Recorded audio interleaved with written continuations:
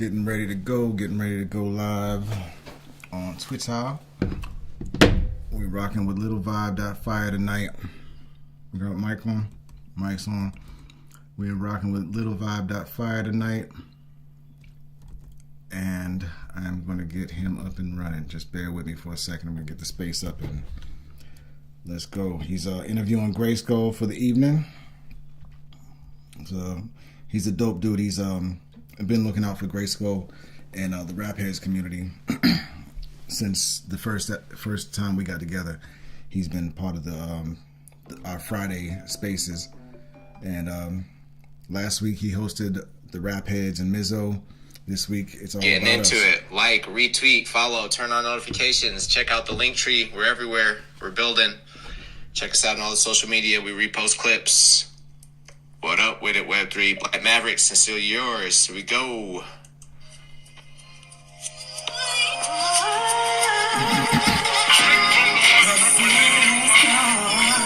Seems like everything is falling apart.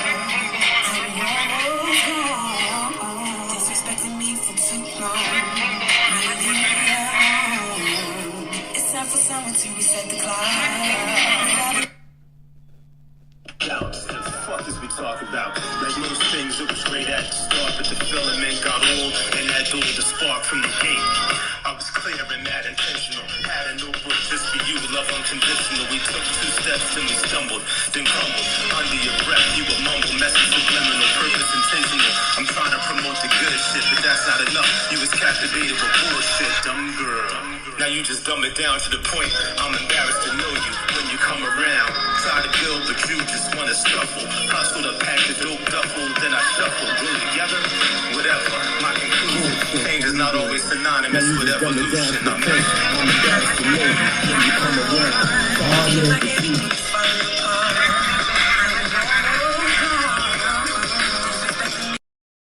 Change is not always synonymous with evolution. I miss you.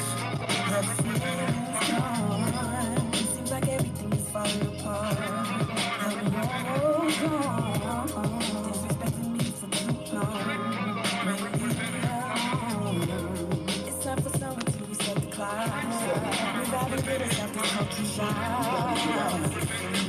I'm sorry, and I know I'm part of the problem. We make mistakes, then we learn how to resolve them. Should have kept protecting you and did it for the culture. Now the industry is birthing all these vultures. Yo, we got history. I mean, since 93 you introduced me to Wu and others lyrically.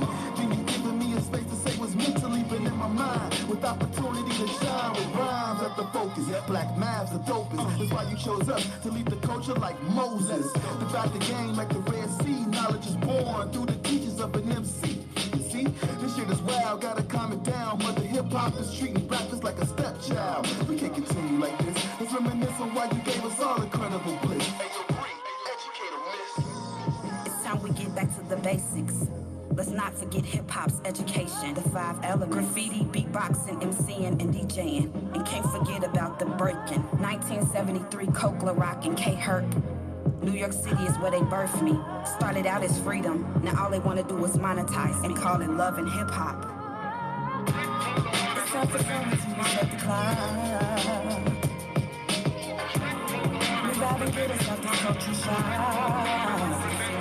Hip-hop. Fire. Talk to him. That was Sincerely Yours. The Black Mavericks featuring Brandon Kell. Love that one. That was GRYSKLL. I see we got the room filled up. Jagged's Pitchfork. What's good? What's going on, Little Vibe, man? How you doing, brother?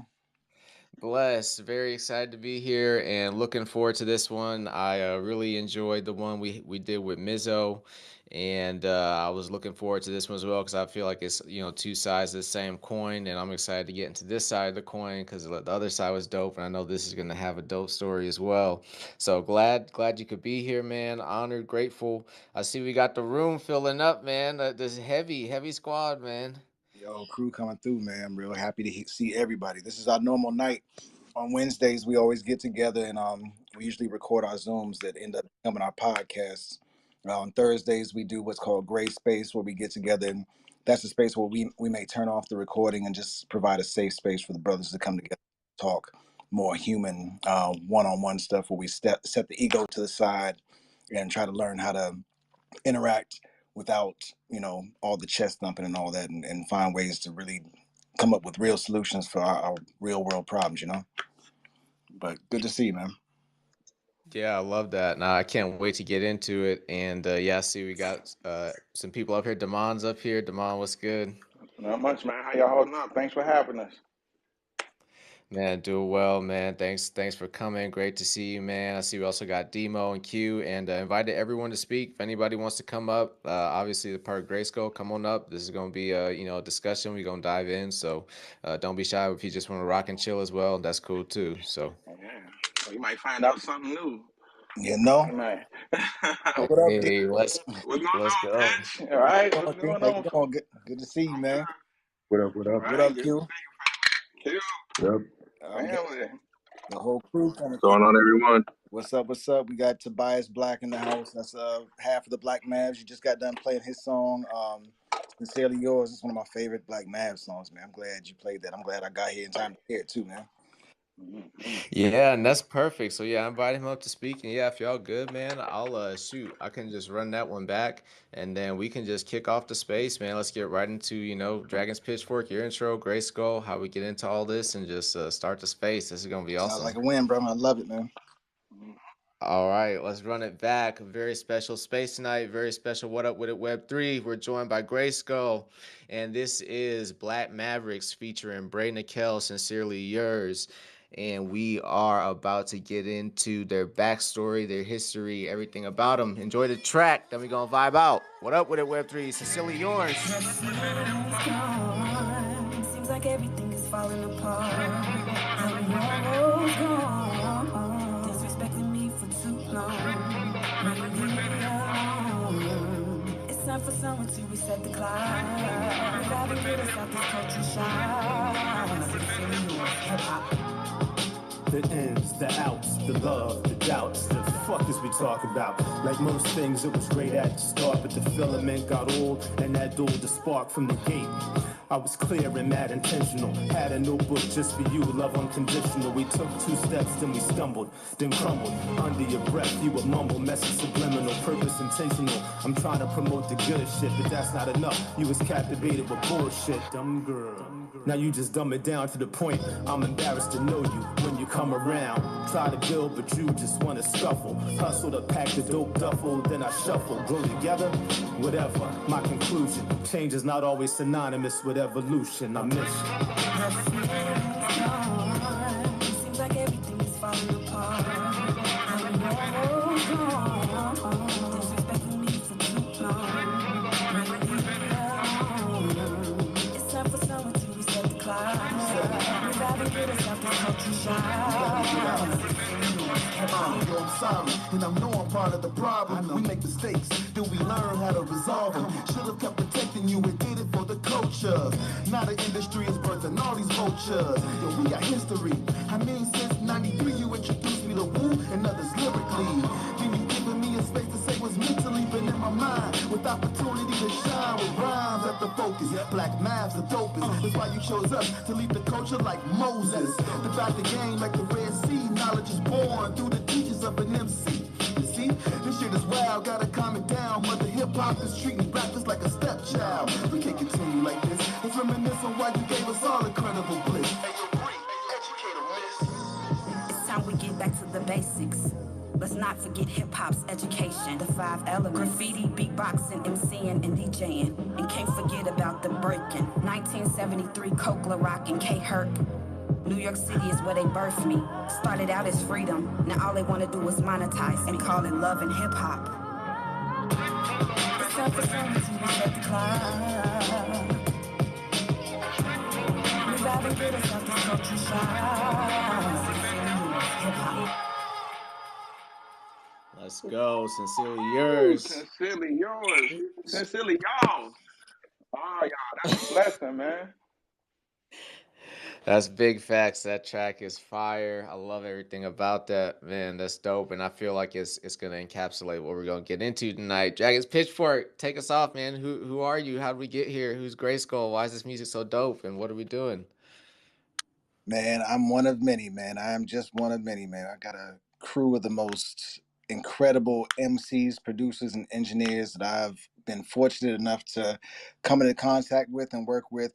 Um, Fortunately, due to some hard times for a little while, I went through a bout with severe depression that led me to become a recluse for a year. And in that year that I was being a recluse, all I did was really make beats, and those beats end up laying the foundation for what ended up becoming GRYSKLL. Coming out of that year of reclusion, through battling depression and anxiety, I um, I realized that I wanted to make sure that anybody that I knew didn't have to go through the same thing and didn't have to feel like they had to fight a battle like that by themselves. So my goal was to find ways to have conversations that most people I knew weren't willing to have. It's really hard to let the walls down as a man. Society usually doesn't let us do that, and we're not trained or programmed to be able to speak on the things that make us look or feel vulnerable. And I felt like, what, I almost lost my life through that darkness. I didn't want the people I loved going through the same thing. So I figured the only thing I could do is be vocal about it and tell my story and open my chest, because, why else was I here if I wasn't going to share and be open and be vulnerable? Because I had no other reason in my mind to keep going other than to find a cause and purpose. In that journey of sharing some of my beats on Instagram, I came across some brothers that I knew on a text chain from a what is it, a podcast that we listened to called the Hip Hop Digest Show. Some of them jumped on some of those beats that I put on some of those Instagram reels and asked them to make some music together. We did, and it became history from there. From the first piece of music we made, we chose to start telling our stories and sharing our stories together through a podcast. And everybody kind of signed on and said, "Yeah, we're with the mental health and wellness message that you're pushing, Shah." And everybody's been really, really with it. I mean, everyone from Damon to Tobias to Q, Zoe, everybody has found a way to use their own language to kind of work their way inside of themselves and find a way to bring what they found on the inside of themselves out. And I couldn't be more thankful, man. We've got the most amazing crew on the planet, man. D, how you feel about the story, man? What am I missing, brother? I think you hit it spot on. I mean, the mental health is like the ribbon in the sky for, that was that bat signal, so to speak, that kind of connected us all to a wavelength that, quite frankly, we all had been either dancing on one side or scaling the line. I know me personally, I'm a survivor of mental health. Yeah, as if there's a survivor, but no, I mean a survivor actually going through it, acting out. You know what I'm saying? Being one of those, shades of gray. And that's what it comes to, like shades of gray skull. There's gray matter in the brain. I went to neuroscience to try to defeat this whole thing, get on the other side of mental health from the way I understood it personally, you know. And I learned that a lot of times that crime is a reflection of mental health. I mean, poverty adds on to it too, you know, being Black Americans, all that adds to it. So it was like a breath of fresh air to me. And when I saw people on that same wavelength, willing to speak about it, and if you're not willing to speak about it, you're willing to listen, and that was the big thing. And what's better than listening than hip hop? Absolutely, man. You hit the nail on the head, bro. I mean, you brought it home with that for sure. I mean, everybody in the crew, I think, has had ways that they've been looking to articulate some of the things they've been going through, but it's a challenge for all of us. It was hard as hell for me to figure out how to say it. The only way I was able to get these things out and start talking about them was I learned to not care about anything else on the planet. So almost, man, I cut just about every relationship I had, so I had nobody to worry about judging me or embarrassing me or clowning me about it. I was pretty much by myself, so I had nothing to lose. And I think a lot of the crew members, I don't know if they all came to a point where they had nothing to lose, but I think everybody had their own reasons and their own drivers for doing it. And fortunately, I mean, people like Zoe and D started sharing their messages. Q, I mean, he's like, he to me, he's the most amazing story and one of the most inspiring stories out of the whole crew. altogether, to be honest. I mean, Q, you mind giving a little bit of backstory on how you came into the crew, man? I'd rather not speak for you, fam. I mean, you're a much better storyteller than I am, and you know the way my memory is set up, I probably don't remember half the details anyway. I'll fill in gaps if we have to, man. I know you got it, bro. Yeah, but so yeah, I basically gone through some things back in 2021, which led to uh, hard depression and suicidal tendencies, and drove myself to a stroke, basically, and kind of closed myself off from everything. Lost my business, et cetera, et cetera. But one day, Sha hits me up in the DMs on Twitter. Sorry, Pitchfork hits me up in the DMs, and he's like, if you ever want to talk, blah blah blah. And I was like, man, like cool. Like I've known him since the '90s, so I knew he was coming from a good place, but I was in the headspace at the time, like, man, fuck everybody. Like I can't really deal with people right now. And his message, I was kind of thrown off. But eventually I got over myself and hit him up like, yo, what's up? And we got on a call. And that I think was something about the way he spoke, the way he was asking questions, like it felt comfortable. And I think that allowed me the space to actually to kind of open up, and one thing led to another. Um, After a few conversations, he invited me to kind of join the crew or whatever. And I had been hearing their music and stuff, and I was like, yeah, this is dope. And so I was like, yeah, if it's cool with everybody else. And I had met Sheed at the time as well, who's the other half of the Black Mavericks. Tobias is here. Is he a speaker? Yeah, he is. But I played some beats for him, and I think that kind of opened him up to the idea of me becoming crew as well. And then met the rest of the cats, and that was kind of the way everything kind of set off. It just felt right. They were making good hip hop. I was back into the idea of making hip hop. Like, I had left the game for 24 years. Sorry, not 24, 21 years. I had stopped. I walked away from rap and became a full-time fan. And something about their energy just led me back to it. And I decided, let me go ahead and do it. And so here I am. And we're so fortunate and thankful to have him. He's come and filled a 20-year gap I've been missing. I've been looking for somebody to be able to engineer my music ever since the 90s, to be honest. I haven't found one engineer that's been able to mix something in a way that I've been happy with until, well, first it was Damon's man, Reese, young Reese, that was doing a great job, an excellent job for that. But, he's a young man. He's working on building his stuff up, so I didn't want to keep hitting him up for mixes when I didn't have the cash to pay him at the time. None of us really had. I think we all had kind of responsibilities. But Q, being a member of the crew, he just stepped in and naturally assumed the mixing and engineering role, and that I think made that last bit of difference to being able to make the kind of music that I've really been looking to make ever since the '90s, man. And just so this isn't lost, I had no idea what I was doing on that front. I had never mixed a song in my life. And I decided to mix what I consider the first single that I was on, my first single, "Bleeding Out," and I think everybody was like, that's cool. We can run with this, and so it gave me something to do, and so I've been learning as I go along, which I'm sure you can tell. But yeah, so that's kind of how I fell into that role. Is something music? Audio is a passion of mine. Like I collect headphones and studio monitors, and I'm all about like sound and quality. So I'm trying to get to that perfect space where I'm able to make the music sound the way I like to listen to it. So that's how that kind of came about.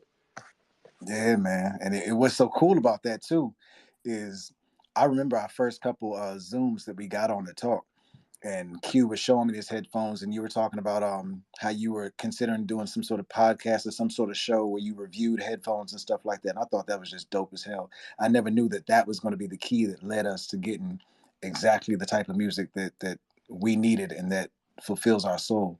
And before we go too much further, I want to make sure that we acknowledge the new members of GRYSKLL that are on the call, because they mean the world to me that they came on. Their reasons for coming on mean the world to me. And we'll get to another founding member in a second before they jump on, but I want to at least acknowledge their names and shout them out. That's Al Backwards from the Rap Hits community, and Demo, oh man, Eli the GOAT. These brothers just came on over the past month, and they have added a whole new layer, a whole new dynamic, and they are helping to lead the charge from the world of regular IRL and Web 2 music into the world of Web 3. And we're about to really do something really special in the world of Web 3 now that we've got that team along with our brother King Mizzo, who helped bring us all together with you, Little Vibe.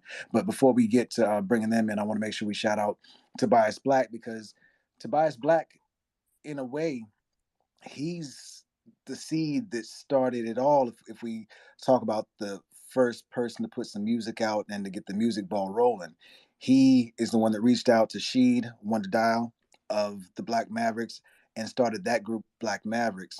They were the first ones putting out music. They were the ones that made me think, oh, well, yo, I'm 40 something years old. I could still put out music. Look at them. They're putting out music. And that drove me to start to keep going. I might not have ever taken those extra steps had I not seen and heard what the Black Mavericks were doing. Tobias, I don't know if you're in a position to speak. Tobias is a school teacher by day, and he's got two real small young ones at night. He's usually, handling stuff around the house with the family and the kids. Right. Tobias, you available to speak real quick, bro? Yeah, I can speak, man. I got a little time, man. Man, good to see you, bro. Peace. Yeah, peace, y'all, man. I just want to say, peace. I just want to say, first and foremost, man, like, look what hip hop is doing, man. You know what I'm saying? Like, this is the beauty of hip hop, man. And I've always been trying to search for people that got like minds in hip hop who just want to make dope, meaningful music, man. And I was just blessed to, find out who the Hip Hop Digest is, and I got into the text chain and just met a bunch of dope cats over a group me. You know what I'm saying? Like haven't even really personally met these guys. You know what I'm saying? But everybody just having like minds in this culture, it just made me feel like I've known these people for a long time. You know what I'm saying? So I know I'm rambling off, but I met She, you know what I'm saying, through the text chain, and I was working on my solo album at the time. And She was just basically saying like, he wanted to hop on, he wanted to do a track. So the Hip Hop Digest, they did like a mixtape. So me and She did a song together on the mixtape. So after we did the song, we got like positive reviews and stuff. We was like, yo, let's go ahead and form a group, a duo, you know what I'm saying? So that's how we became the Black Mavericks. So our first song was this song called Mumble. And that's a funny story because we was just talking about like mumble rappers and stuff like that, But after that, we started working on our duo project together. We had our first album called Commercial Break, you know what I'm saying? And we was getting like other MCs, you know what I'm saying, that wanted to rhyme with us on the album and stuff like that. And that was our first attempt. And, people was liking what we was doing because we were just making music the way we want to make music. You know what I'm saying? We wanted to do that boom bap hip hop. We wanted to just spit bars. We wanted to do like some meaningful songs.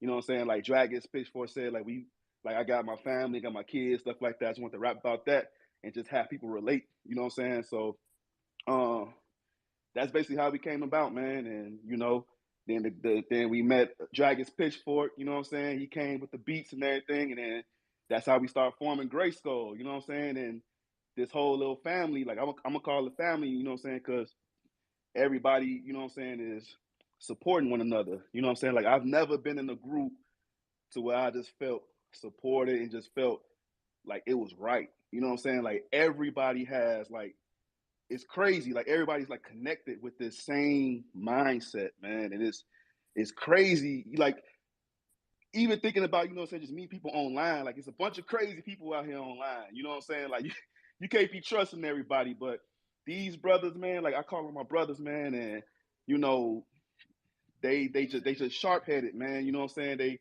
like we got the gray space stuff, you know what I'm saying? And people talk about what their struggles, what they went through. Like people was opening up, man, and it's just being real and honest, and I appreciate all the brothers in this group, you know what I'm saying? So that's how everything went down, man. Man, that was beautiful, man. Not long winded at all, bro. You that was perfect. For real, man. Absolutely. Word. And what, by the way, what does he teach? What do you teach, sir? Thank you. Get it, D. That's what I was Uh, going. yeah. I teach hip hop, man. I teach I teach kindergarten through sixth grade at this school called Lloyd Bond, and I teach hip hop, man. So it ain't like every time people ask me like what I teach, I say hip hop. Like, oh, you a dance teacher? I'm like, nah, I ain't no dance teacher.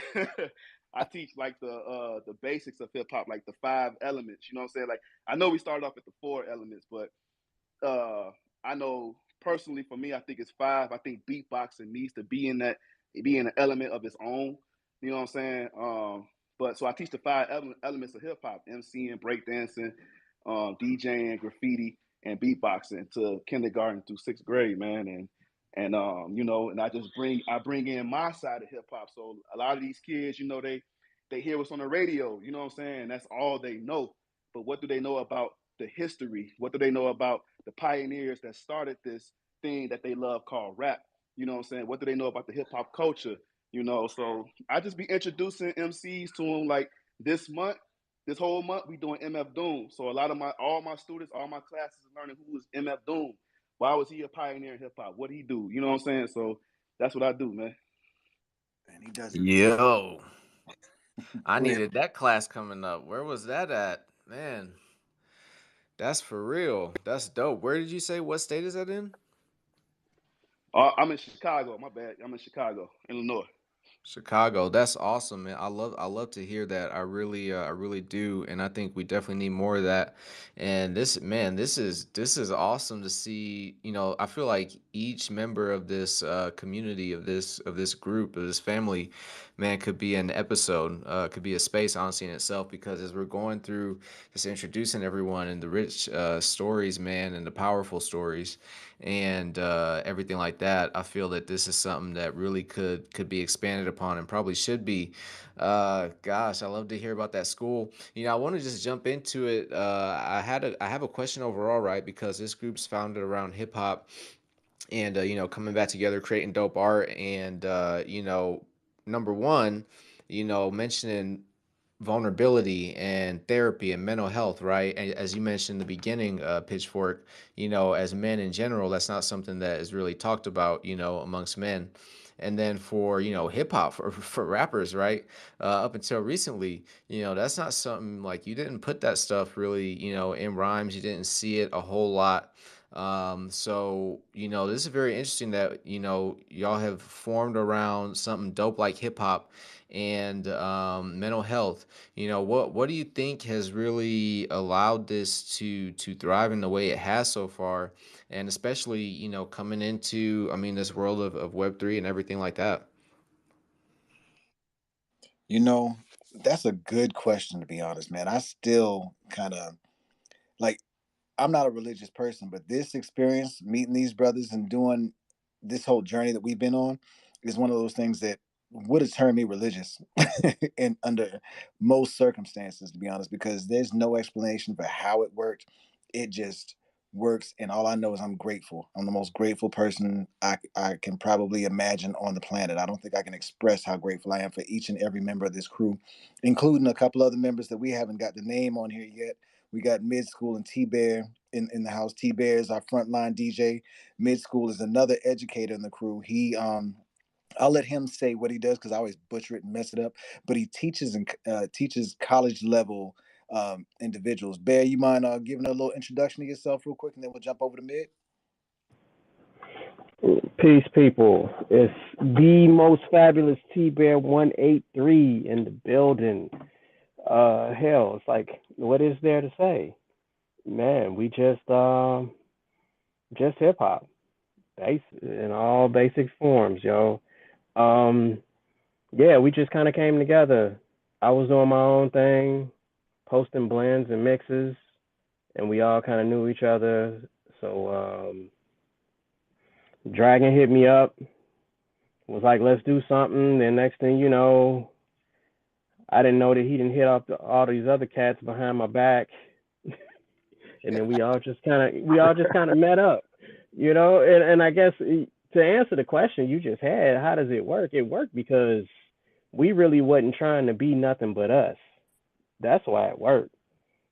So it was just a plan, a simple plan. Y'all want to do something? Everybody's creative. You want to make something? Say, yeah, let's make something. We ain't have to follow nobody else's script. Everybody knew how to post their own stuff. Everybody knew how to put stuff out. So we just did it. Make it and let it go. Let it fly and see what happens. And it works because we support each other and everybody else sees that. You're right, Bear. You're right. You hit it on the head too. Yeah. What he's saying, it works because we're genuine to our hearts. We don't make music for anybody but ourselves. I think that's one of the things that makes it work is we make it to satisfy ourselves first and foremost, and then anything else is icing from there. To be honest, and another a perfect example of that is my man Zoe Kareem Muse. He's down there in the audience. He's somebody somewhere in the audience. When he gets up on stage, we'll let him really get into who he is because this brother is my favorite MC in the universe. Yeah, that's But dope. I he's kind of like I this. invited him up to. Oh, can you hear me? Yeah, You cut yeah. out for a minute. Okay, my bad. No, it's all good, bro. Sorry about that. No, I was just saying he's my favorite MC in the universe, man, and you'll see why when we get to playing some of his stuff. When he before he gets on stage, I'd like to give mid school a chance to introduce himself in case his time is short too. I don't know how everybody's time is, and that's why I'm trying to make sure everybody gets a chance to get their introductions in real quick. Mid, you available to speak, bro? Yes, I am. Hello. Hello, what's up, Peace, Shaw? peace. How are you doing, brother? Good, man. Good to hear you, bro. Uh, and much thanks, Little Vibe Fire. Am I getting it right?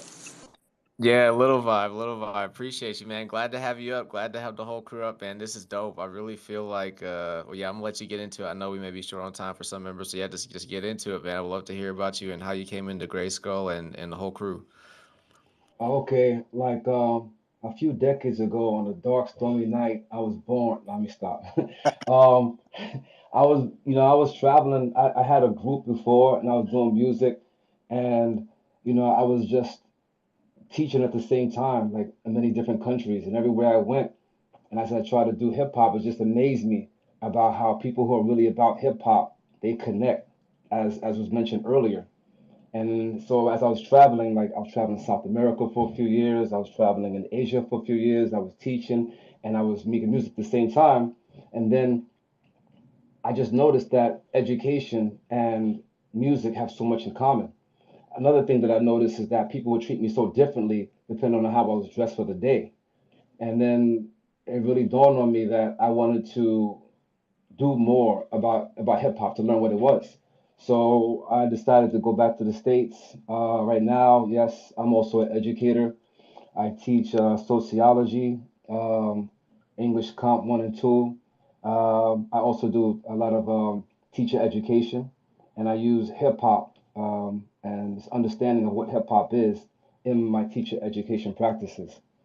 As far as meeting up with Grayskull, first the algorithm just put me on to Kareem, and his music was just dope. And then he had somehow I just saw him popping up a lot. And then one day this other dude, this Dragon Pitchfork, hit me up and just started talking. It was just like so many great connections.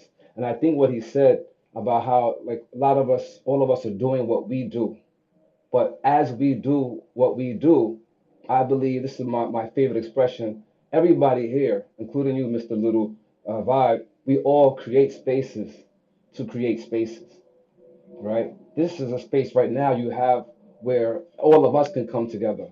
Shah has brought me in. Tobias is bringing people in terms of music, in terms of education, in terms of administration. And I think, like, as I came to the grade school space, this is what I saw. Such powerful people. The Mon is such a powerful person. Wonder Dial is such a powerful person. Everyone here is working towards articulating their own individual perspective on what hip hop is and bringing people into that and not judging them. And I think that's what brings everybody here together. That everybody here is not only interested in articulating their sense of self, but they articulate their sense of self in a way that allows other people to do that. And that's what hip hop is. So I must shout out to everyone from the grade school community. And yeah, That was beautiful, man. Appreciate that, man. Thank you, man. We got one more introduction to do from a member of the crew. I like using this word now because I heard it used last week. The illustrious Zoe, the instrument being, my man Kareem used. So what's up, bro? Yo, peace, everybody. Glad to be here. Yes, sir. Peace, peace. Peace. Good to see you, man. You You're mind welcome. telling a little story about your path to GRYSKLL, man? Yo, Pizzo, what's up, man? How you I'm doing? doing well, man. I'm doing good. Good to hear you, man. Yeah. Um, yeah. So yeah, you said the Instagram. I guess that's where it starts. For me, Instagram. One to dial. Like I think like one to dial is probably the first one that I took an interest in, and then Pitchfork, and then it kind of like we discovered that we kind of like been talking to Pitchfork had been talking to One to Dial, and I've been talking to One to Dial, and it was like, oh, y'all been talking about doing some things. Well, shoot, so have we. And it kind of took off from there. Like we just decided to collaborate, and it just grew. And it's pretty much ditto of what's already been said. It was really organic. Nobody was trying to. We weren't trying to do anything, but make some dope shit. And that's pretty much what it was. It's like we wanted to hear something like for what we got going on at our age. What's up, man? For our age bracket. So um, just that grown man rap, man. That's absolutely it, man. As a matter of fact, Kareem, Zoe, and Wonder Dial were the first two to do a GRYSKLL song together. I reached out to them to do a song called Butterscotch Linens. Lil Vibe, you ready to play another song? I think starting with our seminal single might be the way to go next. Yo, let's go. I would love to. And yeah, definitely, man, once again, grateful to have everyone here. Appreciate the whole squad coming through. I saw you put out the tweet that this is probably the first time the whole squad's been in the spaces. We also got Dead Society Poetry by Nate rocking with us tonight. Appreciate you rolling through. Man, everybody. So we got Moon Studios in the audience, Draco, and a bunch of people. So appreciate everyone coming through. It's a very special space. And yeah, let's get into this next one. We said Butterscotch Linens is the one. That's the one, brother. All right, let's get into this. This is Butterscotch Linens from GRYSKLL. Like and retweet the room. Let's go. What up with it, Web3?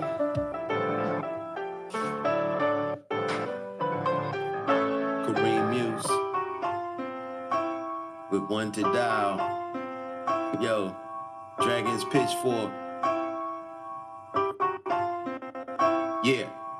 Back in the day, today, it's all the same. Originality, tag a train, get fame, spit flame. My partner's name, Godzilla. I be a hard to kill killer in a group form, in ciphers all night long. Now they only cipher at BET Awards, the show I heard about. I get bored and freestyle. Me and my man be the one to dial. Before smartphones, I was attacking clones. If it was known, it was known. No hashtags, but skills you had to have. Or good energy. The rules don't change. We something like referees. In black and white zebra stripes like wow. Control the game and blow the whistle on anything to spout. My style is borderline pristine. It's like magic how I'm worthy of showtime when I rhyme with Kareem. Oh yeah. I'm from the days of word is bond, when the kid had to more than ad-lib to get on. Emit devilish flame every time I perform and keep a dragon's pitchfork inside a black Yukon. Most will miss that. I ain't got time to explain. Suffice to say, what I say is worthy of praise. Digest that. Two things I am, sick and black. Charge a handle, pull back, keep him in line like a click track. Mumble a trap to choose which evil is less as a stressor. The doc said it's bad for my blood pressure, so I stick to hip-hop and concoct something fresh as new linen, but smooth as single malt butterscotch. Yo, it's way too easy. Way too easy.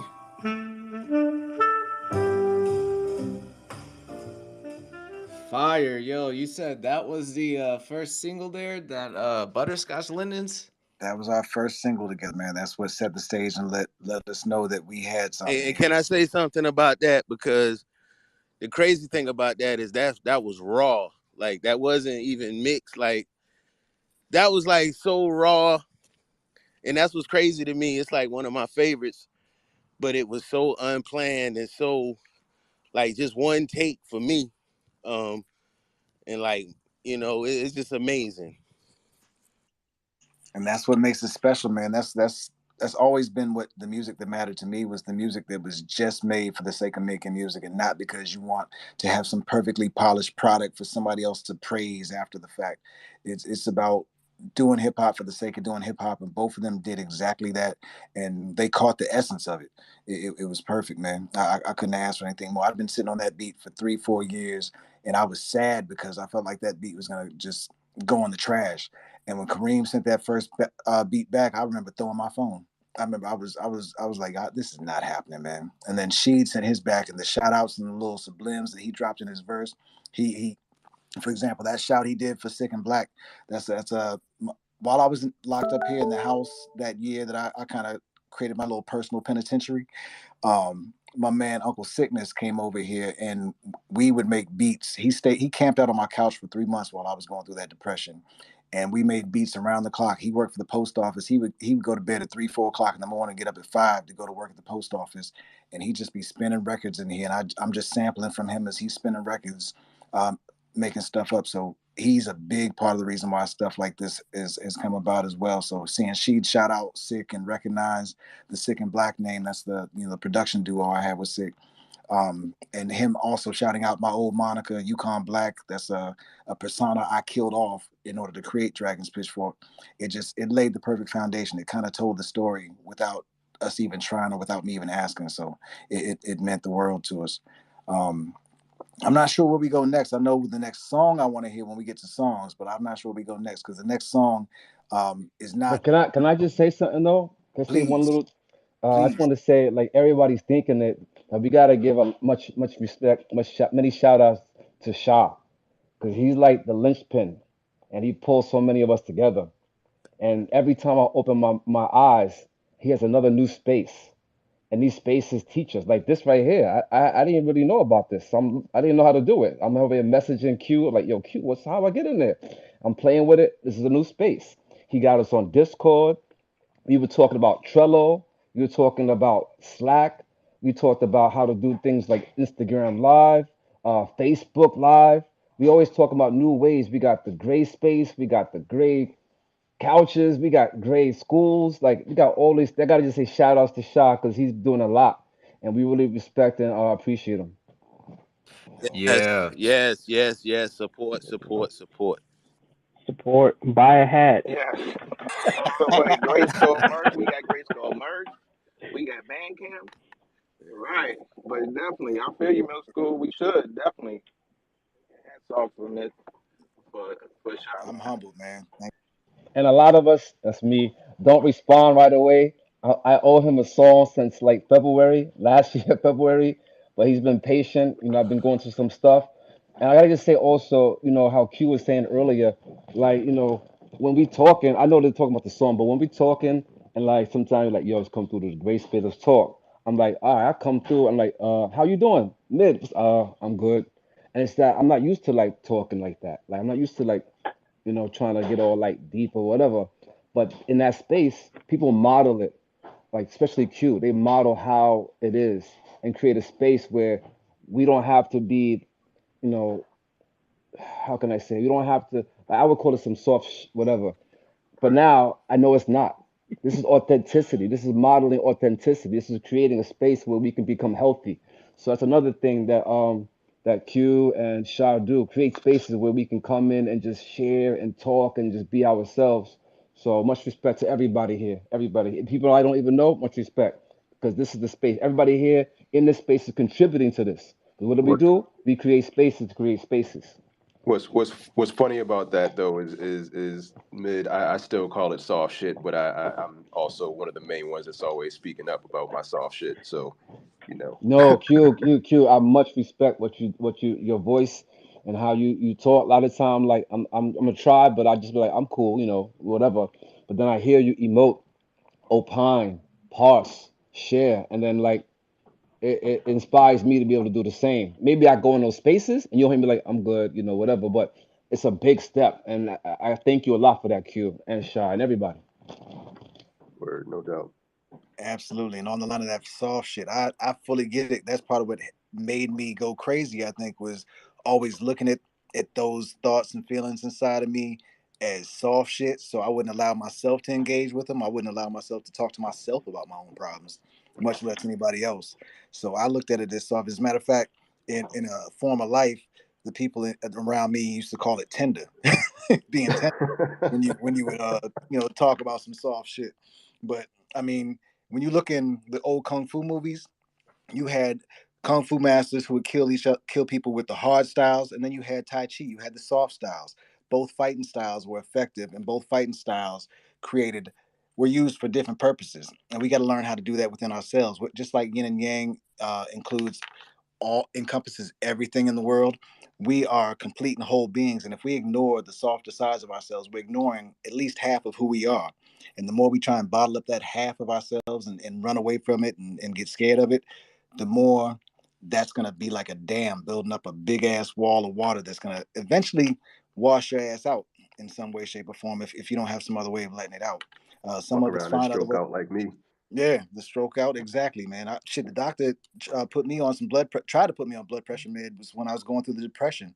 I I said fuck that. I'm gonna find a natural way to do it. I started getting back to my Tai Chi and started trying to do some meditation. Went back to him, and he was like, "How the fuck did you get your blood pressure down if you didn't take the medication?" Is I understand that this medical system and a lot of the stuff that these people put in front of us as solutions are traps that will send you down the road, especially when most of these doctors don't give a fuck about you, and I could tell that very easily. So I knew it was kind of up to me. I knew I was in a life or death situation, and that's what led me to have to break that wall and give in to that tender side, so to speak. But I'll tell you what, I couldn't be happier for it, man. It's given me everything that I've been dreaming about and wanting for over 25 years, man. So big appreciation for it. One thing I do want to do is shout out Dead Society Poetry, man. This brother, man, I came to space with Lil Vibe a couple weeks ago, and this brother played some of his pieces. They're not just music, they're not just poetry, they're audio visual masterpieces that will stimulate and challenge your mind. And I mean, this dude is super dope. So I want to make sure we shout out and say what's up to him. I know he's been in here and he's been kind of quiet in the space. What's up, Dad? Hey, hey, what's up? What's up? I wasn't gonna speak, but I just got my wisdom tooth taken out. But yo, thank you very much for that. But also, I wanted to request if we could play the last 45 seconds of that song that I just heard, because that shit was fire, and I want to hear it again. At least the last 45 seconds. Please, can we do that? Let's go, man. Appreciate you, much love. Rewind. Let's play it. Yep, we'll play the whole track. I'm with that. Yo, appreciate everybody being here tonight. This is a special space, and I definitely got more questions. But yeah, let's play this track, and then we'll jump into some more dope conversation and important discussion here in Web3. What up with it, Web3? We're here with Grayskull, Low Vibe Web3 Studios, and we getting into Grayskull's first track, the first single to let them know this is what they need to be doing. And just me hearing it, I can see why. It reminds me of some classic hip hop and just fire, and classic as in timeless, meaning I could play it anytime. So that's what classic means to me. So let's get into this. This is Grayskull, Butterscotch, Linens. What up with it, Web3?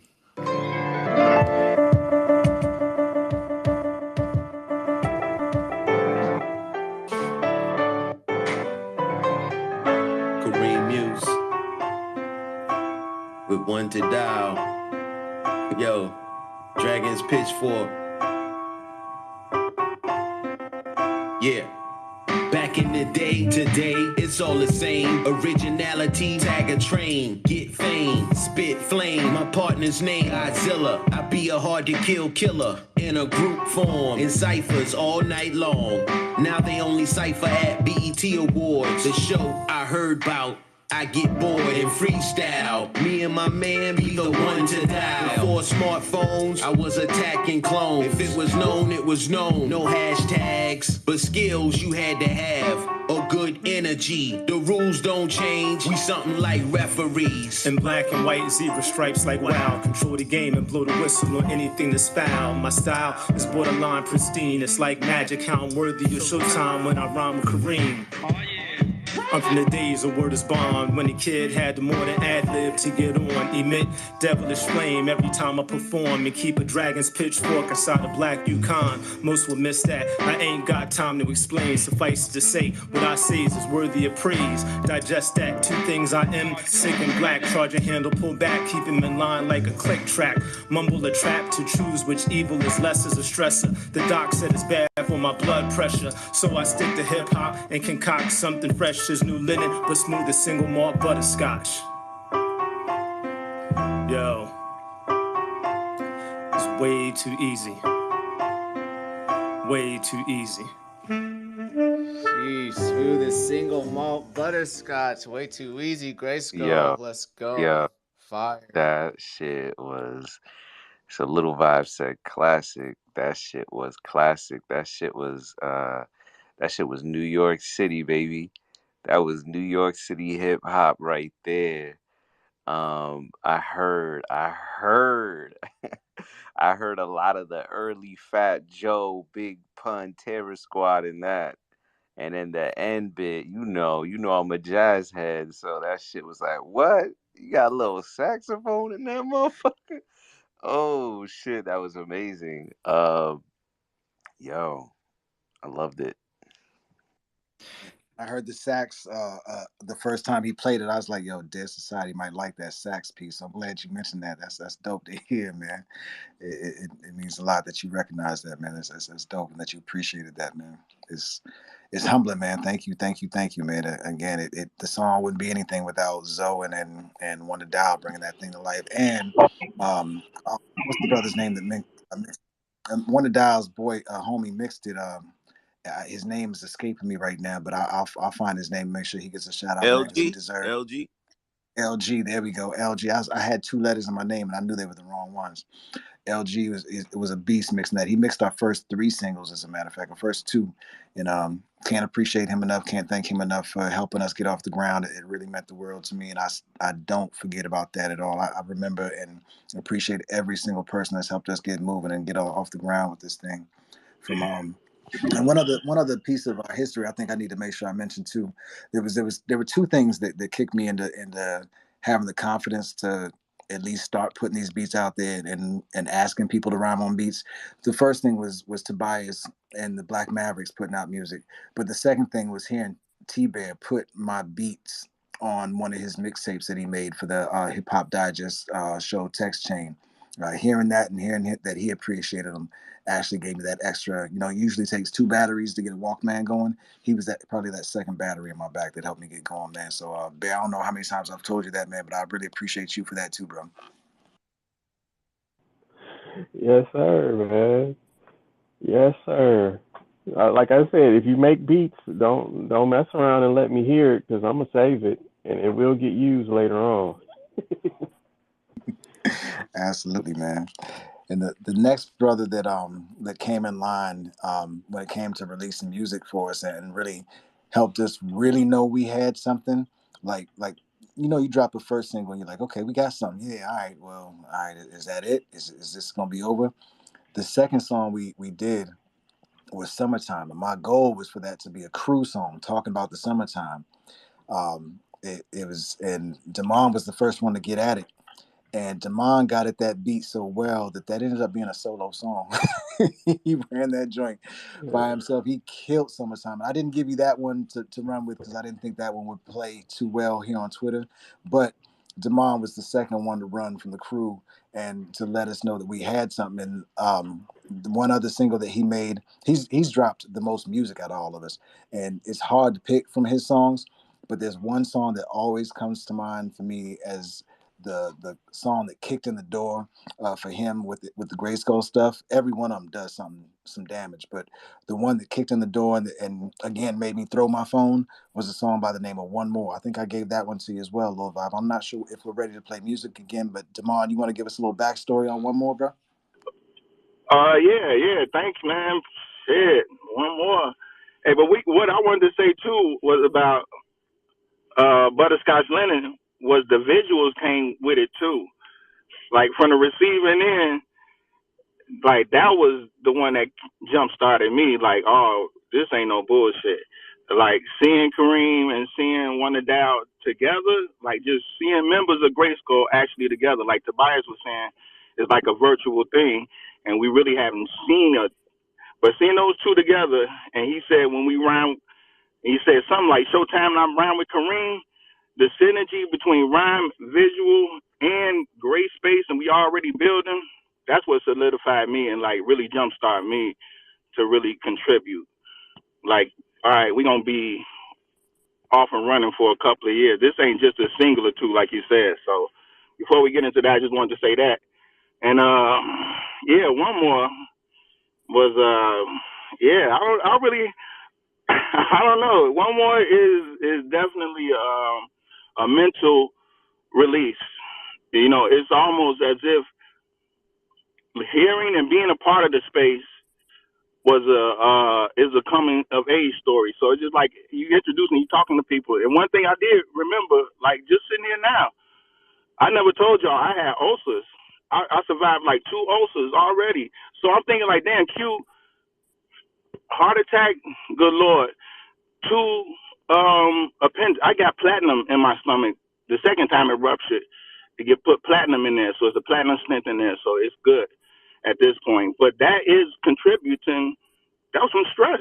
You know what I'm saying? So one more is probably the summation of those 2 fucking ulcers. You had to get away from all these motherfuckers, man. So much shit going on. I think I had a baby over here. I was doing something at a house and running around. Man, I almost died twice. The first time I almost died. If I'd have waited 16 more hours, then they put me under. My dad didn't even want to make the decision. We found him, brought him to the hospital. He didn't want to make the decision. I remember sitting there. So then I got out of there. I was on morphine. They put me on fucking morphine. 6 years later, and that shit happened again. That's just a side note. I forgot all about that shit. You dig what I'm saying? We said we're going to find something new, say something new. I forgot all about it. But GRYSKLL is about forgetting about it and moving ahead. Like Q said, having something to do. You know what it feels like to have something to do outside of having to do what you got to do? That's what GRYSKLL is. That's what One More is. So you can go ahead and play it. I don't know. Man, hold on, man. Hit the brakes on that real quick. I had no idea about this ulcer, man. Damn, bro. Yeah. That's crazy. And I hear that ulcers are caused by stress, or that stress plays a big role in ulcers. Is that true? Yeah. Big time. Big time. Damn. Yeah. Yeah, I know. Demond got boulders for shoulders too, man. He carries a lot of weight around Chicago, man. He really does a lot for a lot of people, so I can definitely understand it, man. So him having this outlet, I think, means a lot. And one thing about the song "One More" is he got vulnerable in the song, but he did it from a street perspective. Like you wouldn't realize it, but if you listen to the lyrics, and I'll let him speak about it after the song. There's a line in there about the 22 in your boot that really Yeah. touched the hell out of me, man. That's some. I mean, that was vulnerability, but it was from a in a manly way, Right. and it showed the path to how we could really still keep doing some mental health and mental wellness related conversations and still talk that shit. Right. I was impressed. But if you listen though, listen in that song, the 22 in the boot, you can't pull a 22 out in a boot and shoot. It was we was in Wendy's. It was so many people around there. I don't want to be the only guy out here pulling out and doing this. Got my ass whooped. That takes guts. And so, so another thing about GRYSKLL is that the dynamics we have. We got straight, pure hip hop, like the love, the black culture, Black Mavericks. Great point. Black Mavericks is seeing and believing. I told them they already had like 2 albums out. I said, I got to catch up with y'all. Y'all got classics already.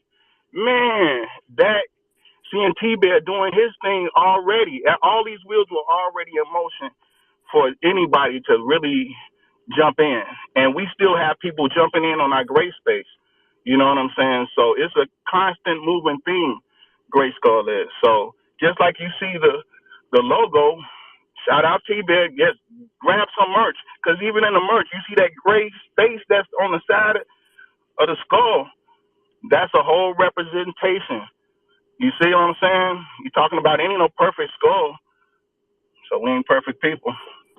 But that is a perfect song, though. It is not bad. Makes me smile. Absolutely. And one other thing about this song more is the first song you guys heard in the space, "Sincerely Yours" from the Black Mavericks, was produced by Cookbook, the Puerto Rican.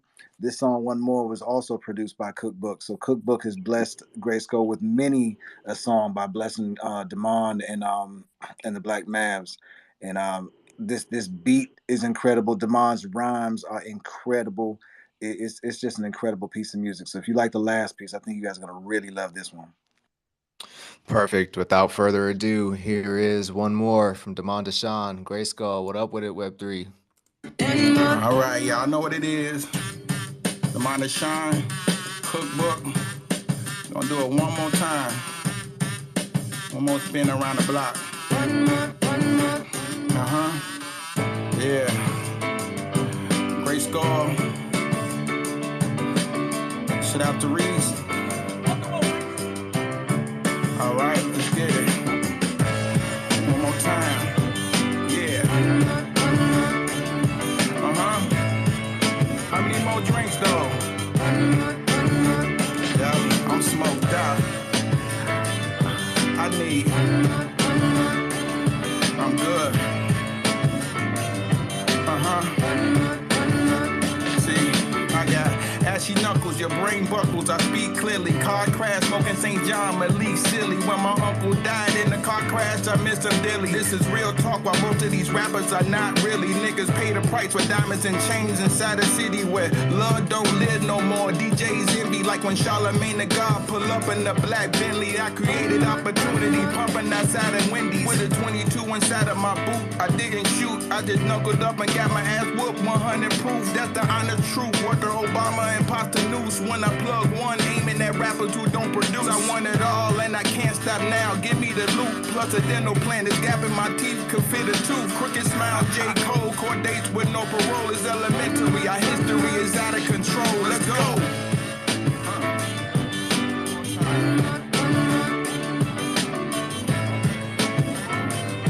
Let's go. Bartender, I need. Let's go.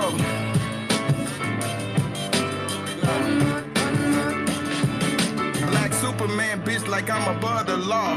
Tell Kanye I'm Westbrook, the ran with the ball. Mike Jordan with the wordplay, Sop I say. The revolution will be televised starting today. I started link card somewhere around the dock of the bay. Back when Muddy Wolf and me were trying to make crime pay. I'm for real with the clip, bitch, pushing the T. And fuck Trump, next time you should have voted for me. I need payback for Trayvon copping the plea. For what they did to Sandra Bland, they probably do it to me. I'm still cool in the kitchen, 1,000 degrees. A hard hip hop, but when will all the madness stop? I was abused as a child, the shit had to stop. I hung around drug dealers, so I had to shop.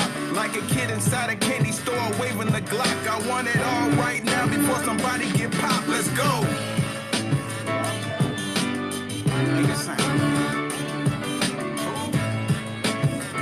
Where they at? I need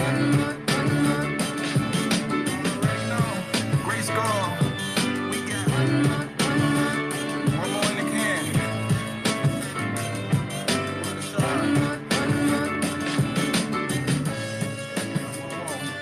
Throw this one in the ball.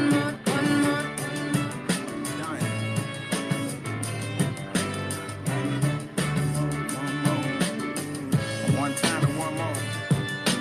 Demond Deshawn. Let's go.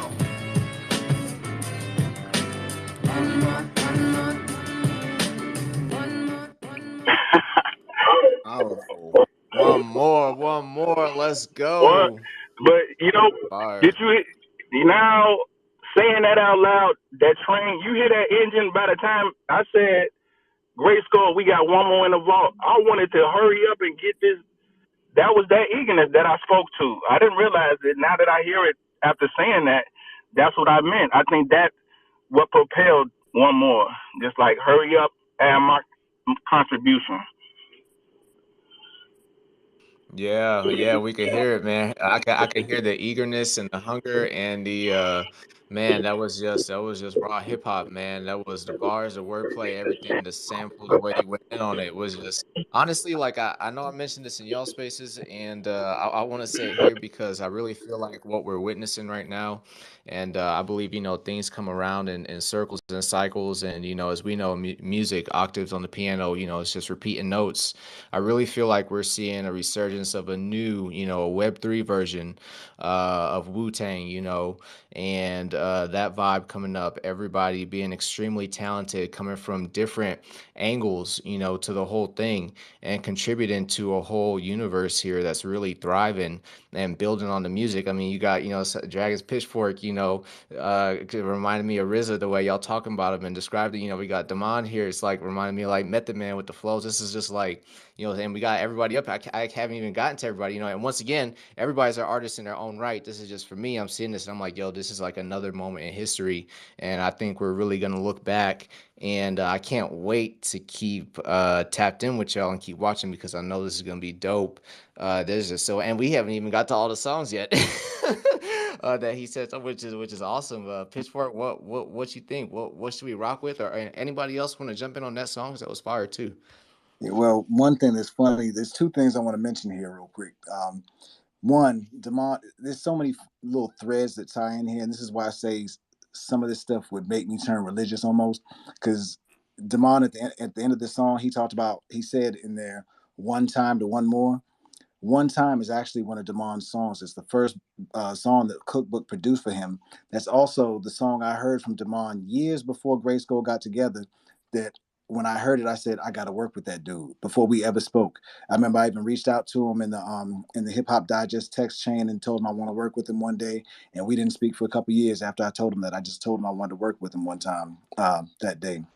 So Yeah, I remember that. that dream getting to work with. It's been a dream for me to get to work with Damon. So it really is. And this dude has been waving the GRYSKLL flag like no other. This dude is front line waving that flag as if he's the only one in GRYSKLL sometimes, man. So I really do appreciate it. What you about to say, D? No. I was gonna say nothing.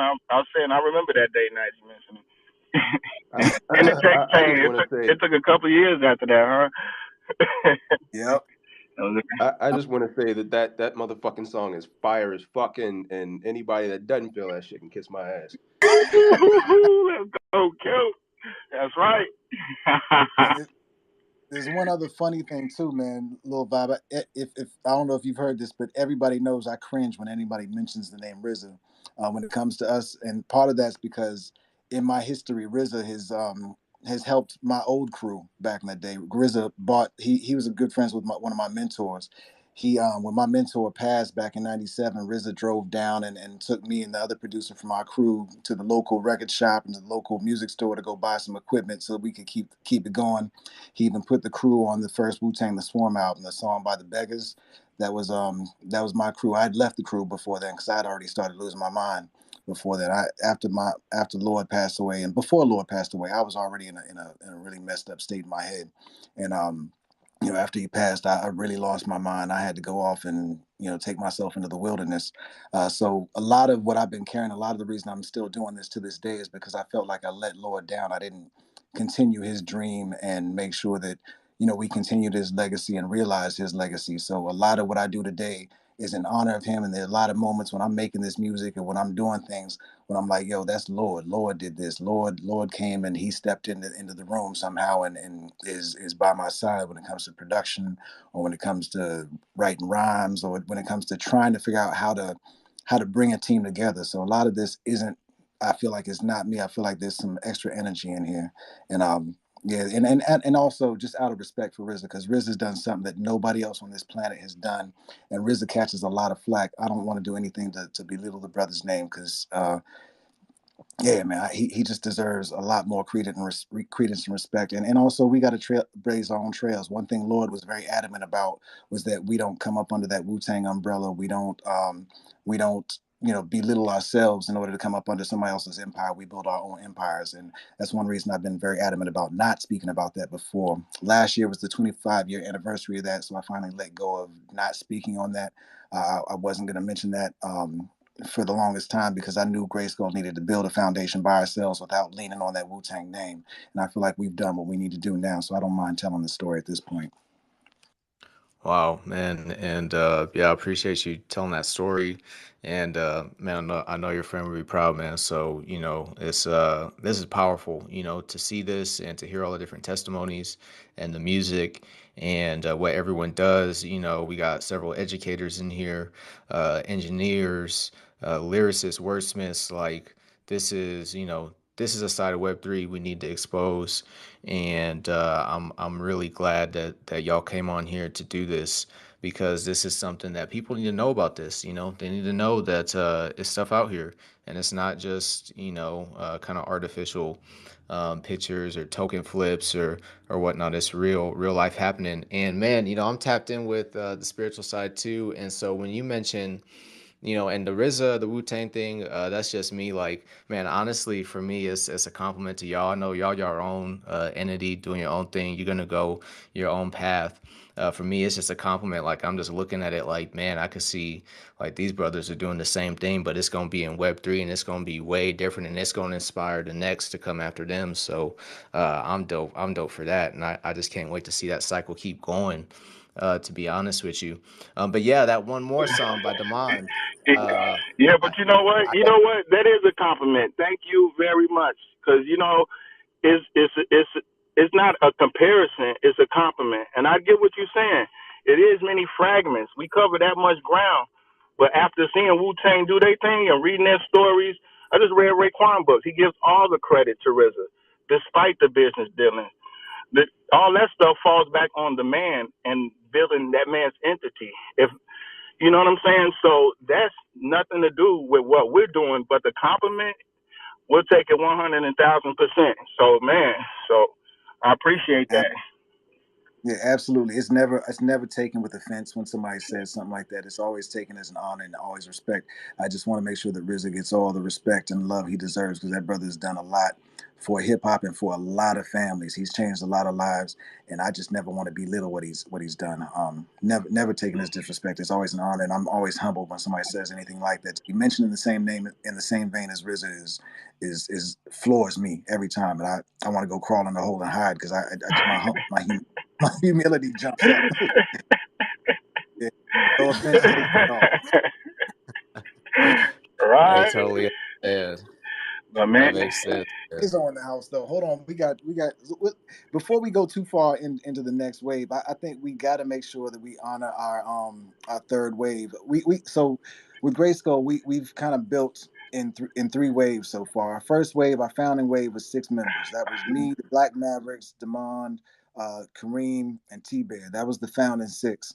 We once we got the foundation and we put out music that included each and every one of us, then I felt comfortable asking for new members to join the crew. That's when we got Mid School who came in next, then Q, then Malcolm Rose Jr., the poet and mental health advocate, and also Hydro 860, who's not here, but he's up in Connecticut. He's a professor with Pendulum Inc. That's Mickey Fax's what do you call it? School of Lyricism. So that brought us up to 10 members. And then after that, we just brought on our 11th, 12th, and 13th members. That's King Mizzo, and that's Demo and Al backwards. I know Mizzo's 11, Al's 12, and Demo's 13. I don't know how they got bumped down to listeners, but I'd love to hear from any of those three just to make sure that we give a chance for all of the members to get a chance to say a little something. Mizzo, you got something to say? I'm going to try and bring Al and Demo up. All right, Mizzo might be a little busy. all We're right. not going to do the. That's all good. We're not going to do dead air.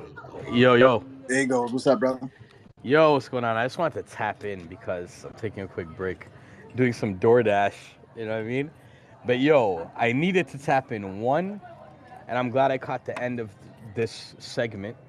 One, because everything I have done in this space since I met Dragon and since I met the rest of GRYSKLL has been amplified tenfold, and I'm forever grateful for that. Forever. Everything that you see that my name is attached to in this current moment within Web3, to be honest, I'd be stuck without Dragon and GRYSKLL, 100%. And I'll forever give those flowers, you know what I mean? Forever. And just the story of that you're explaining right now, and just like the humbleness in the story, but not just the humbleness, the drive to like do it yourself. Yo, this is leadership, you know, and being involved. Like I always told myself, I'm never joining any other clique, any crew, any squad. We did Rap Heads, but we started it, so it's like different, you know. But I'm like, I'm not joining anything. Yo, I didn't even hesitate for a split second when I got the honor to say yes, that yo, I'm down for this, you know what I mean? Because I'll ride with this flag to the end. I love what the whole community is about. All of the members of GRYSKLL that I built with so far have shown me nothing but like genuine love. There's no games beside it. There's no politics. It's just genuine love, and I believe these brothers here are actually here to like contribute to history and society to make it a better place, and I'm rolling with it, you know what I mean? So I stand in my position when it comes to GRYSKLL, and I'm here to support as the 11th member to the end, you know what I mean? So thank you, for real. Yeah. I Ooh, he lucky too. He got number 11. That's my favorite number. Lord have mercy. Any reason, any special reason why 11's your favorite number, D? Why 11 my favorite number? That's usually a Yeah. point guard number, Isaiah Thomas. You know what I'm saying? Chicago. I play point most of the time. My son named Isaiah, actually, by the way. Damn. 3 is my favorite number, not because it's my. I think it has something to do with the fact that my birthday's on the 3rd, and it's funny because me and Q share the same birthday, which is another reason why I think it's so special that Q and I are kind of both holding down the mental health front, and Q's Mm. picked up a leadership role. We're like the twin Aries, holding down the guts of the machine, the doing the slog and kind of keeping the engine going. Everybody plays a different role in here, and the fact that Q and I play the roles we do, I think that has something to do with the fact that we share that birthday. But I don't want to skip getting our 13th member up. We got Demo up on stage. Demo, you want to say a little something, brother? Yeah, man, I want to step in. Honestly, I want to give Mizo his flowers too, because when you're really going through it, and they say, through the darkness there comes light, but when you're in that shit, you really don't see that light. And at the most isolated and time I felt alone in my life is the time that this all started coming together. And I got to thank Mizo specifically for rocking with me, bringing me into the Rap Heads community, and then introducing me to all you incredibly talented individuals. And like, I forget who said this earlier, but becoming this kind of friends online is insane, and it's still insane to me. I still can't wrap my head around it. But being isolated both physically and mentally, this couldn't have come at a better time in my life. So I want to give props to Mizo, for real. Like, you have that power of connection, man, and thank you for bringing me in. Thank you, Dragon, for bringing me into GRYSKLL as well. Shout out to Al for always keeping me on point and pushing me to realize my potentials. And shout out to everybody else, man. Everybody else is making these gears turn and making these things happen, dude. I can't express enough love for every single person here. Yeah. Hey, yo, I just wanted to geek out real quick, but in X-Men, when you watched it back in the days on Channel 5 when it come on, like, on Saturday, you remember when they met up with the Avengers? Or do you remember when G.I. Joe, when they met Sergeant Slaughter's team? Yeah. It was the addition to G.I. Joe. You dig what I'm saying? Or when the Autobots discovered the Dinobots. You dig what I'm saying? This is what it feels like, Grimlock, Mizzo, what's up? And he got Al backwards. He bringing the GOAT with him. It's amazing. And I just try to keep it all in. So when my gal be like, how did the car go? Oh, everything went straight. You know what I'm saying? I would just want to burst and tell her everything. But it really is something like a nucleus brewing right here. And I appreciate what Mizzo said. We are gonna change something, if not any music itself. Yeah, and man, what Demo said, man, D, you 100% on. But Demo, thank you for saying what you said about Mizzo, because that can't be downplayed. Mizzo brought a whole other empire together with this empire, and you don't hear people doing that. You don't hear two rappers. 100%. Yeah, that's why I wanted to specifically, especially me. I'm glad you came on when you did, man, because I want to tell you that directly too. Yo, I have to say something, man. I don't meet people like this. You know, like I meet a lot of people in my life, but I don't meet people like this. And I think I wasn't supposed to until this time. You know what I mean? Everything happens in time. I had to get my lessons straight. I had to understand how to appreciate people like this. You know what I mean? If I met people like this earlier, I may have not appreciated people like this. And just like what everybody's saying, yo, it warms my heart, yo. And I accept it and thank you. Yo, thank you for that.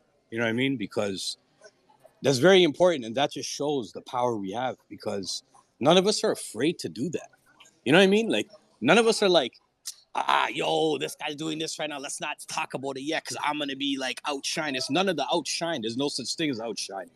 We're just really doing something for the bigger picture. We're all grown folk here. We've been here for a minute, and we're building with the bigger picture, using the lessons we have, you know. But from my heart, yo, honestly, thank you. Because I grew up, and no one gives me my flowers, yo. You know what I mean? I've never met a group of people like that who does this. So from my heart, thank you. You know what I mean? Yo, I would give a You forest deserve to it, man. you. And you deserve a whole planet to yourself, to be honest, bro. Because you've been through quite a bit of hell, and you still maintain the heart for the people, and you still been going for the people from day one. And I mean, bro, where we are today, I was running out of gas before Mizzo and I connected and started working together. I was struggling a little bit. I was in a tough spot. Mizzo gave me that extra push that's got us where we are today, because I was getting tired, man. I was hurting. Everybody in the team was doing some great things, but as far as my role in the team, I was struggling to fulfill my role until Mizzo came, and he changed things up and gave me a whole new set of batteries. Like how I said, T-Bear and Alex gave me that first set of batteries. It's like Mizzo came and swapped my batteries out and charged me back up, upgraded me from double A's to a D battery or something. I don't know. Pause. But it was beautiful, man. I appreciate that. And I want to make sure we got another member of the crew on here. We almost got the whole 13 on here. We're missing. I saw Malcolm jump on here earlier, but we have another one of the founding six on here. We got one to dial on here. He's under the Black Mavericks. I don't know if you're in a position to speak, but I'd love to hear you say what up and introduce yourself if you got a moment, D. I mean, she. Peace, peace, peace. What's happening, yo? She one dial. I'm in the wheel, man, so I ain't going to take up too much. I probably get mad background noise, but love to the fam. And yeah, just happy to be here. Hope I can help the ball club. I'm just here Man. so I don't get fined. What up, Sheik? Basically, yeah, we talking about practice? Practice? Not the game. Practice? What's happening, D? All right. Yeah, I'm gonna tell you, your audio sounds crispy and lovely, man. It sounds like you in the lab, man. So if you're ever concerned about that, don't worry. You sound perfect. If you got something to say, All right, word. Yeah, I'm gonna go ahead and mute though and let y'all poly, but I'm here. absolutely. I think we should run to a little bit more music real quick before we move to any more talking. I know we've been doing a whole lot of talking. I appreciate it, man. Every time we come together, man, this is my recharge. This is my week. Wednesdays is my weekly recharge, and Thursday is fills me up a little bit more. Any week that I miss Wednesday or Thursday, my next week is a little bit harder than it should have been. So this space is filling that gap. The next song I was thinking that we would play, I was thinking we're gonna go into one of our dark spots a little bit. And when I say dark spot, I mean we're gonna let the grit come through. But even in our gritty music, there's a message to me of mental health. For example, this song that I want to ask to have played next is called "Removed." When you hear it, you might think it's just straight hip hop. We just straight talking shit. But to me, I hear the concept of setting boundaries in this song. That's a mental wellness concept. And I'd love to hear what your thoughts are on after you play it. You got a moment to play that little vibe? Oh, we absolutely do. And yeah, I just wanted to give you all love and appreciation once again for coming in here and filling this space up. And once again, this is really dope to have. You said this might be the first time that we had all members in the space, and really appreciate y'all blessing us here. What up with it, Web3? This is special. These are special chronicles, and this is why we do this. So much love to y'all for coming here, filling this up, showing love, and giving back. So, and yeah, shout out to Mizzo too, because that's how I got tapped in with everyone here, of course. So once again, another connection, and had an awesome space with Mizzo as well. We did that one, pin that up to the top. It's recorded. Go back and listen to it, folks. Powerful testimonies, and you can see when they talk about universes and worlds colliding and change and impact in Web3. Go listen to that space, and to the music. It's powerful. So we love it. Let's rock out with this one. Removed. This is from GRYSKLL. We rocking tonight. This is featuring Zoda Instrument. All right. Zoda Instrument Being and Damon Deshawn, who we just heard a fire track from. One more. Removed. GRYSKLL. What up with it, Web3? Like and retweet the room. Appreciate y'all.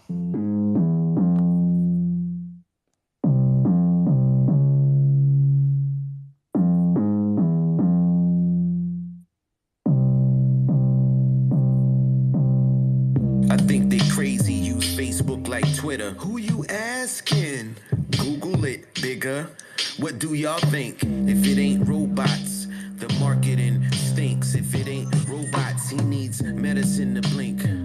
I love flies and lice and removed every nigga from my life. They get froggy against their own. George Zimmerman comes around, they turn to stone. Too negative, let's accentuate solutions. Dealing in reality, I can tell who is serious and who's curious. The company I keep ain't sleep. That's not what it was. I knew a dude who's Christian for the customers. He can sell all his products in the name of Jesus. He called them suckers, I mean believers. Mouth wide, don't know what to say. He said I was raised that way. Get rich scheming, still dreaming, non-supporting, gossiping, idle gods, fronting like a monument. I think they crazy, use Facebook like Twitter. Who you asking? Google it, bigger. What do y'all think? If it ain't robots, the marketing stinks. If it ain't robots, he needs medicine to blink. I love flies and lice and removed every nigga from my life. The definition of a real nigga, bigger than most. Strange fruit, swinging back and forth, the pendulum broke. Sitting sideways, Honda pilot smoking my dope. This battleship a fucking slave ship, a yacht is a boat. Electric chairs for my logo, I put you in the scope. Assassinate the algorithm, religions inside a prison. This for Shirley Chisholm, millionaire dog in the slum village. Seeking retribution, ducking from cops, they fucking robots. With screws loose, Uju Bantan, my phone eavesdrops. Alexa's text message to Siri, can you hear me now? Discuss the gun busting that critic, bullets from Chinatown. Erasing racism with sentences, Carolina South Side, wide open, GRYSKLL focus, no timeout. Heavy-handed running with Muslims who never dime out. Cabbage patching, laughing at NFTs. About to cash out at my mama's house, asleep on the couch. Like, what you talking about? I think they crazy, use Facebook like Twitter. Who you asking? Google it, bigger. What do y'all think? If it ain't robots, the marketing stinks. If it ain't robots, he needs medicine to blink. I love flies and lice and removed every nigga from my life.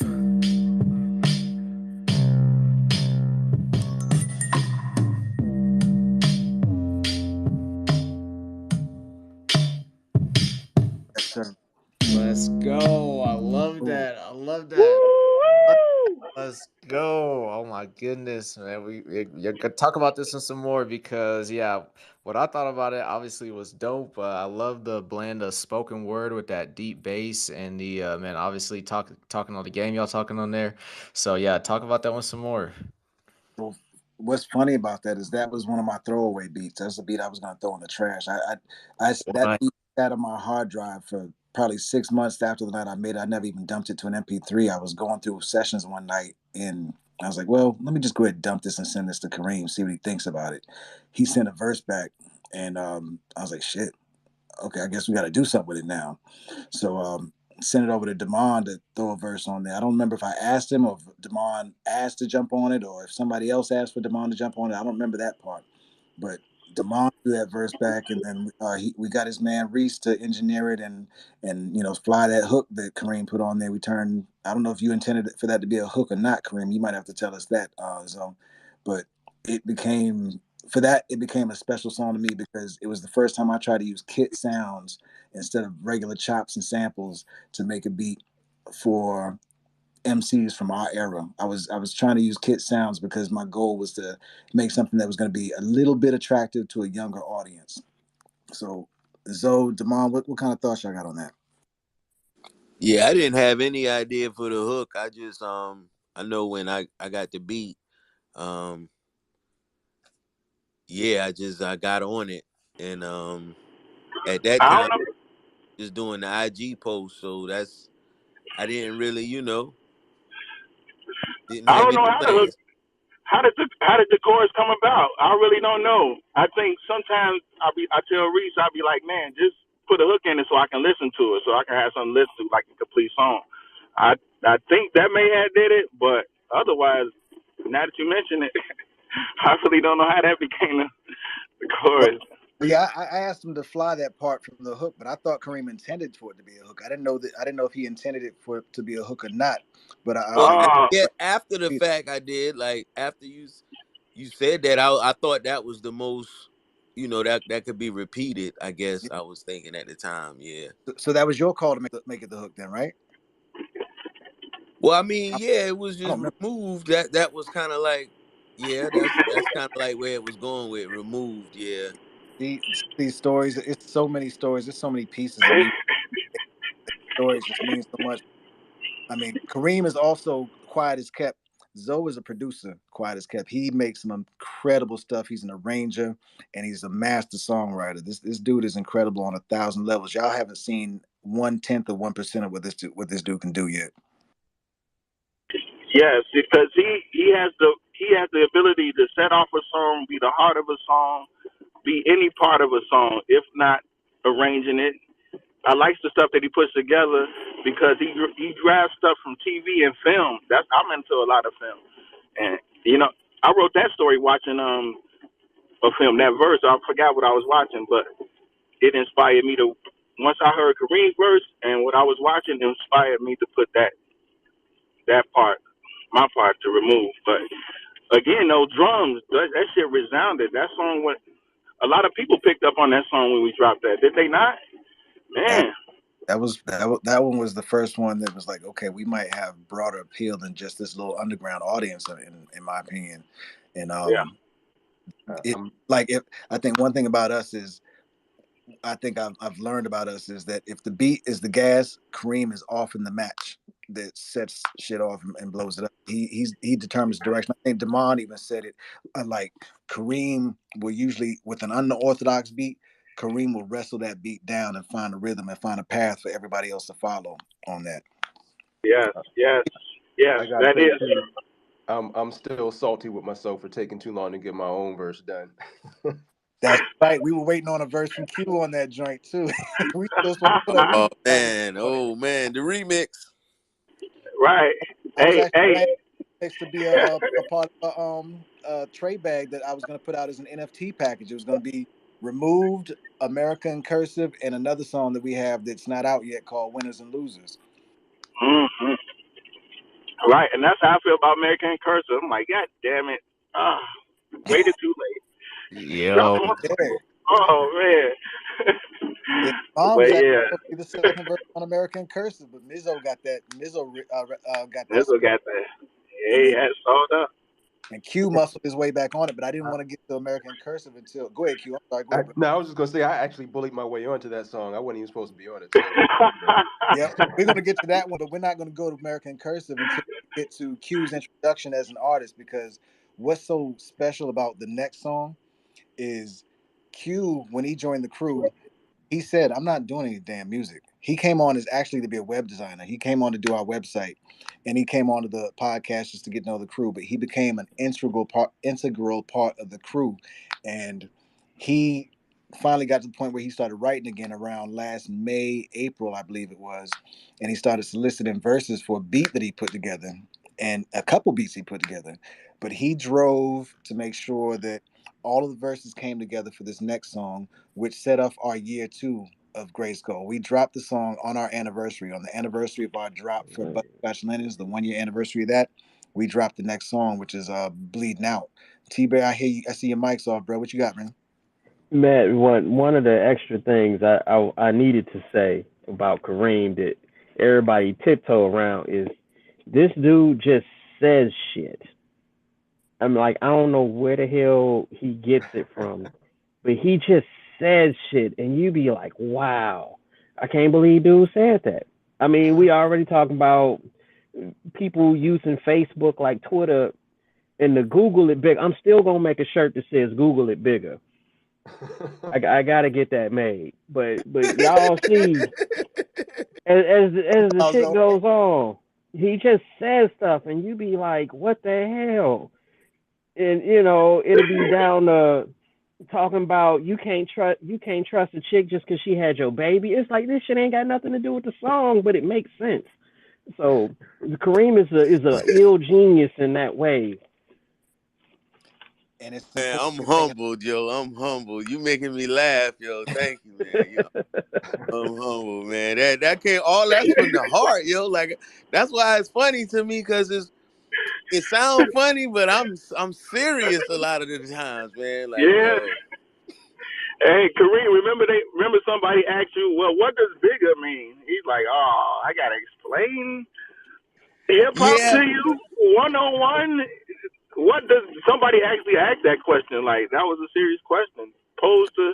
I like I was breaking like, down wow. rhymes, man. He cannot stand breaking down Well, can I rhymes. just mention? I think like when Kareem said bigger, he's talking about how we as people strive to be better than who we are, how we all are in the act of becoming. Google it, bigger. That's But it's right. also it's There also we a double. go. There we go. Yeah, There but we it's also go. a double entendre, right?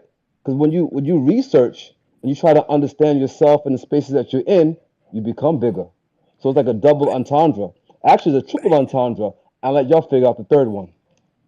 You know how on Key and Peele, one of them did that thing where they were Obama's anger translator. Mid school is our lyrical translator when we can't figure out our own rhymes. That's crazy. I like And he that. makes Right. sure I we like don't that. offend people. That's Word. right. Put out that disclosure, man. It's cool. Thank you. Yeah, he's crew disclaimer. Yeah. But Total. right, like when he Total said Google it package bigger, rate. when he said Google it bigger, he's talking about growth of self. He's talking about growth of self, right?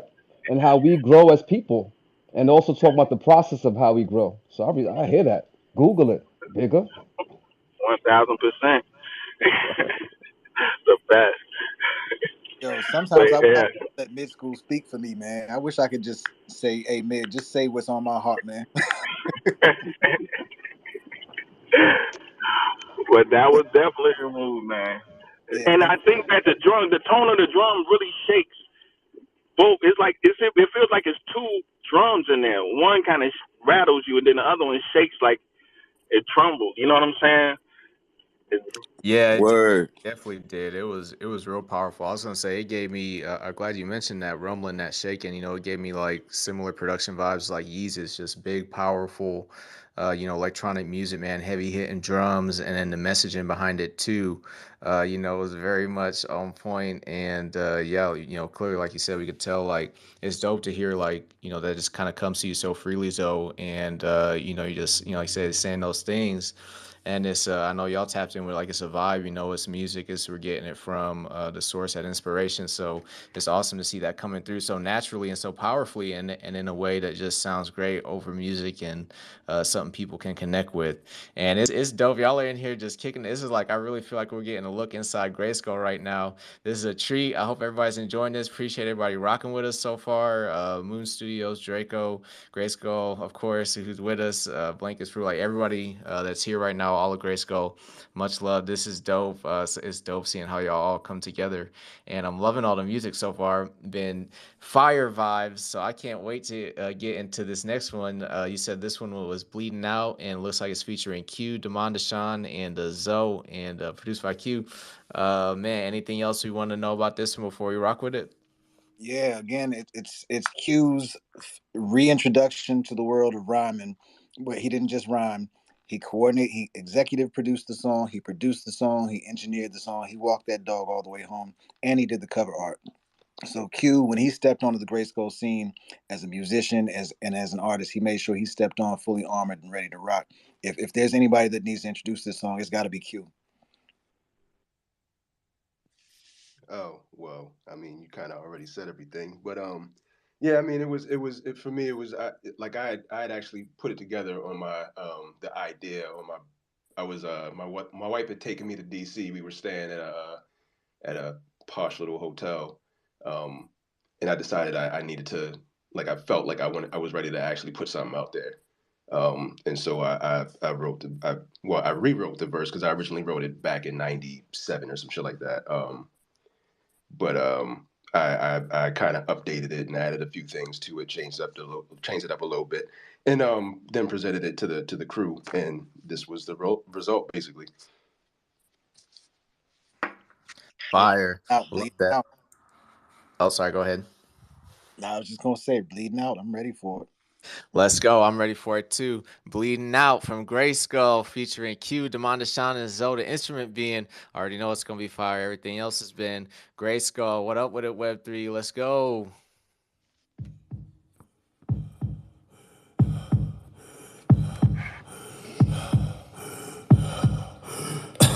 Slowly, I'm growing tired, inspired to die, wishing to dive into the black abyss. Shit, I never asked to exist. This life I'm living's giving me nothing less than stress and stretch. My level of hate to 8, rotate 90 degrees. I ain't slept with ease and eons, these peons. We title mankind, aim to weaken a man's spine and succeed in the semen. Spilling semen, crying, refreeman, raising slaves straight from the cradle to Glocks and graves. By age 20, life revolves around fame and money. Days are funny, idolizing depraved dummies. It's dark when sunny, rainy when dry. Due to 3 crying eyes, I'm dying inside while they keep the face of the sky. Taking in lies, believing them, spreading as they're receiving them. The average minds these days are seeming sauteed with seasoning, brains washed and dried. Eventually shot and died, sampled and cloned. Plus my generations are known. And that bitch light, she likes the destruction. We fighting for nothing, disagreeing for petty shit till I'm ready to hit. It's confusing, I'm losing my mind, just breathing, consuming swine. In due time, I'm hoping that this road to happiness opens, but it's far-fetched. My world's like a bizarre sketch, written in all text. We love that like it's raw sex, and life feels that we're cheating. We're at war and the devil's beating, letting it happen, complaining, but we're still clapping and gang banging, raping, working for Satan, seeking a slave labor to gain a minimum wage, and no hopes and dreams except selling dope. The fiends talking of revolution, but scared to go to extremes. It seems that we're satisfied with our current state of less than great. Justice and ace. So long as we get some scraps in our places, suppose I'm just bitter and ungrateful uppity. Nope. We elected a bigot after a bashing a hope, now they're calling us woke. SOB and sleep has a future. We're in need of some leaders to stop the bleeding. A suture.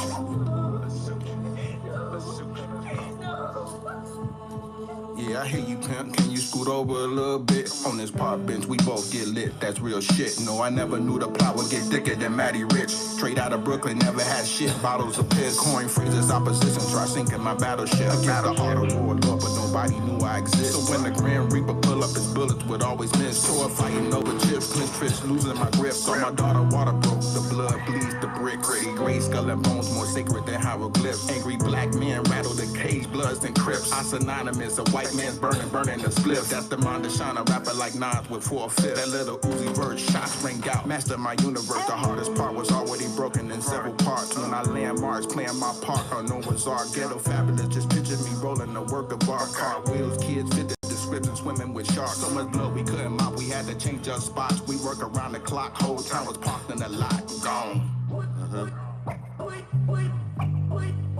did you do? What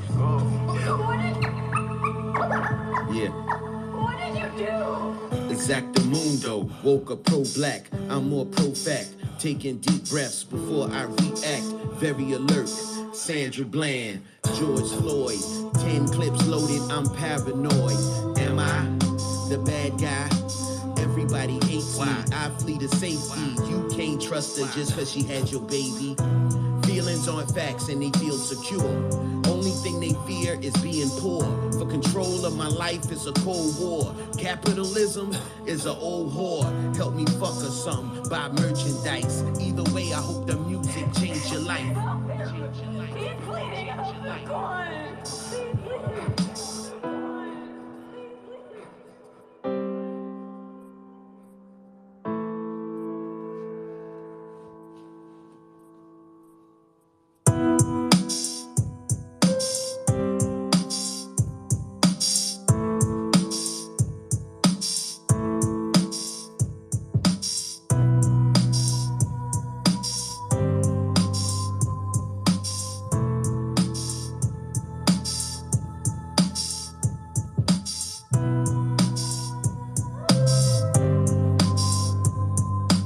Wait a minute.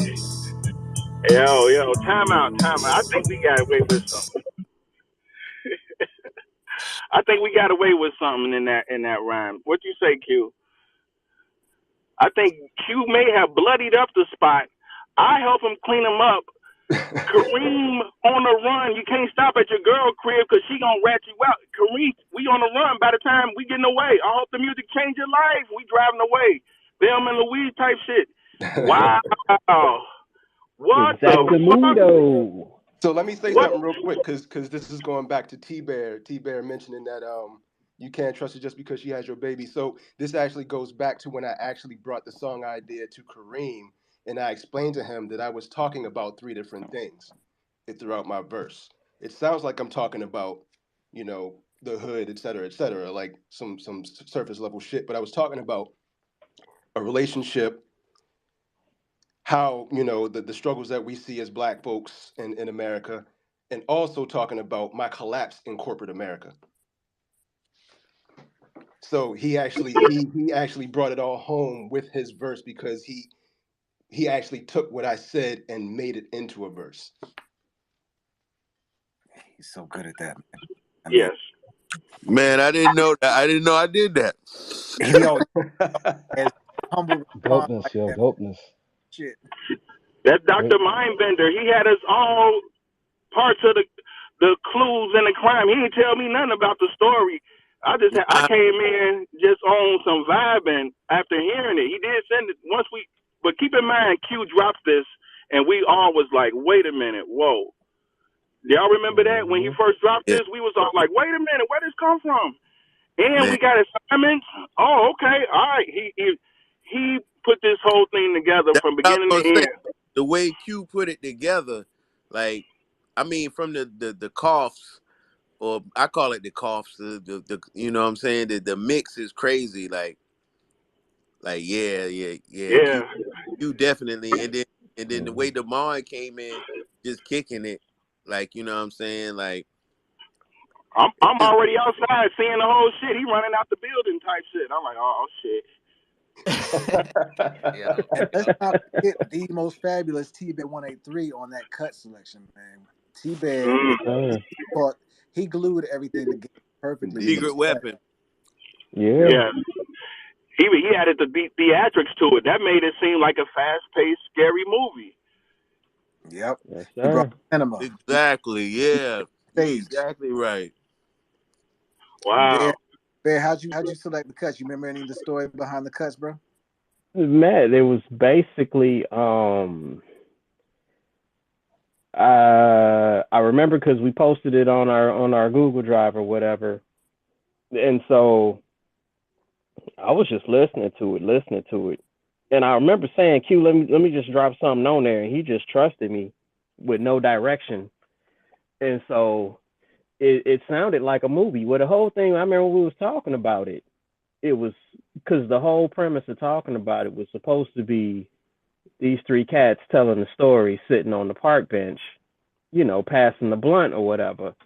So I'm like, well, this shit sounds like a damn movie. And then some of the things that's being said, and then we talking about bleeding out. So I was trying to remember scenes from movies or televisions or whatever that I could remember of people screaming in tears. And the original thing that happened, because Kareem said Sandra Bland, George Floyd, that part always make me tear up every time you say that, by the way. But that got me thinking about a lot of the other shootings and whatnot. And I had found a clip of it was Michael Brown's parents talking about what had happened and how they lost their son, but it hurt too much. It hurt too much cutting up their voices, so I couldn't put it in there. So I had to find something else. And I just remember watching this movie. The movie is Hate U Give. So all of the girls screaming, the gunshots, her crying out, "What did you do?" Help him, he's bleeding, which was just fucking kismet that she said that shit, considering the song was bleeding out, you know. And I found them clips, cut them up, and just added it. Didn't tell nobody what I was doing, and then just posted my little version and seen what happened. And you know, I feel like it was another throw the phone moment. if nobody said it. Yeah. Absolutely, man. Hearing Q orchestrate this, hearing Bear how he came in here, this was so organic and so natural. I mean, it was a movie for me. I got to sit back and watch the whole thing unfold, and it felt good to like see the crew run on its own through this whole thing. And all I had to do was sit back and watch. And there's one other person that's on this song that's not in this space that's I think is a secret weapon too. Q, you want to mention who that last person is on the song? Yeah, so that's my daughter. She was 15 at the time. She's all the background vocals. So I made her sing at a uncomfortable high pitch. It was uncomfortable for her because she wasn't used to it. Um, but I made her sing at a really high pitch, and I basically just added a reverb to that, and then took it and multiplied it and made it so it was all the other voices throughout the song. So she's all the background vocals, the what sounds like male vocals harmonizing and everything in between. It's all her. That's amazing, bro. That's incredible. That's incredible. Hearing this come together, and the track already sounded so cinematic, and hearing this come together, it's just very, very once again cinematic storytelling vibes. Like Damon was saying, he could literally envision it. And man, now that I'm hearing it and I'm hearing the story behind it, and I'm gonna have to listen back to the recording too and play a track back because I know there's a lot of stuff I'm missing. Yeah, very deep storytelling and visionaries. I love to see this in hip hop, and especially in Web3. It lends well to the platform now with PFPs, and I see we got the rap head PFPs. I don't know if y'all want to get into that at all, but just the way that y'all are blending once again these worlds, building these worlds. I really feel like, and I see it in you brothers. I see it in what we're doing with Web3 Studios. Like I feel like this is like our Marvel, our DC. We're building it with words in our own way, and now in Web3 with these PFPs, right? And we can do these different things. We can really build something with impact, and have our own universes. So this is dope to hear y'all doing this and see y'all doing this. Man, thank you, man. Yeah. Man, thank you. Word. Yo, GRYSKLL.bandcamp.com. Support, yo, for real. Word. Absolutely. And we just dropped an NFT this week too for the next song that's coming up. We dropped this is the Genesis Grayskull NFT, to tell the truth. We dropped it on the Cardano blockchain. But before we talk about that, like you said, King Mizzo, his project is the Rap Heads. At Rap Token XYZ is the account here on Twitter. Follow that account. The Genesis drop is Q1. It's coming up. You're gonna see these Rap Heads. You see my avatar is one of the PFPs. Demo's avatar is one of the PFPs. This project is for the Rap Heads community, where our focus is on making music for the love of making music. Just get together, let's make some music. We just dropped the Don't Overthink It mixtape last week. DJ spun, cut up by T Bear 183. And the goal, this started on our Twitter space that Mizzo started for us. It's one that Damon and I co-host, and Lil Vibe, I don't care what you say, you're a co-host as well. You've been there every week, and it has been phenomenal with you being there. The Rap Heads project is, you just check the PFPs, man. Just check these PFPs out. Come check the project. You want to get on the Discord? Look at King Mizzo's bio. Look at the at Rap Token XYZ bio. Jump on the Discord. Come join the community. We get together with everybody, whatever skill level, whatever level of tech you've got. Just come have fun and make music. If all you got is an iPhone and all you can do is send a verse without having it perfectly tracked, send it. We'll try and figure out a way to include it in something that we're doing as long as it's fire. And if it's not fire, we're going to help you get to the point that you make fire with what you're making, what you're building. What you about to say, Bear? Yo, the links is in the comments, man. Links for the mixtape, links for our site, links for Bandcamp site. It's all in the comments. Perfect. My man, thank you, brother. Bear's always, that's one thing Bear does. He makes sure he keeps that social media stuff going. He pushes really hard to keep our social media presence up. Damon does the same. Zoe does the same. All these brothers are really helping a lot on the social media side. It means a lot. The next song though is keeping with that cinematic theme that was set forth with Bleeding Out and the work that these brothers did. American Cursive. This is more audio cinema, and one reason audio cinema is important to me is my mentor, Father Lord, used to always talk about making cinematic music, about making sagas and music that was emotional and that felt like a movie. So it's always been important to me to keep a cinematic element to the music. So Q bringing that to the table with Bleeding Out set a perfect stage for our single that followed up after Bleeding Out. That's American Cursive. That's the one we dropped as an NFT on the Cardano network. The most recent Epoch drop this past Sunday. And we will be dropping much more in the world of Web3. Bear, you got something you want to say? I see the hand raised real quick. Is that a hand raise, or is that you waving your hands in the air like you just don't care? We gonna say it's waving the hands like just don't care. It's actually a fat thumb syndrome, but whatever. And American Cursive was our inaugural song for bringing in the founder of the Rap Heads, King Mizzo. He's picking up the second verse on there. We played it on our first Twitter space with King Mizzo and kind of set the stage for what we're doing. I think that's kind of the song that brought our brother Al backwards in here, Al B. I think he says he's often said, and I don't want to speak for him, but I think he's often said that song kind of let him know that it's on. And I think Demo said something similar to that effect. This song, American Cursive, Bleeding Out, they set off year two exactly the way GRYSKLL needed to set off year two. And we closed off year two with the last song, if we have time for it. I don't know how much time we're coming up on 9 o'clock.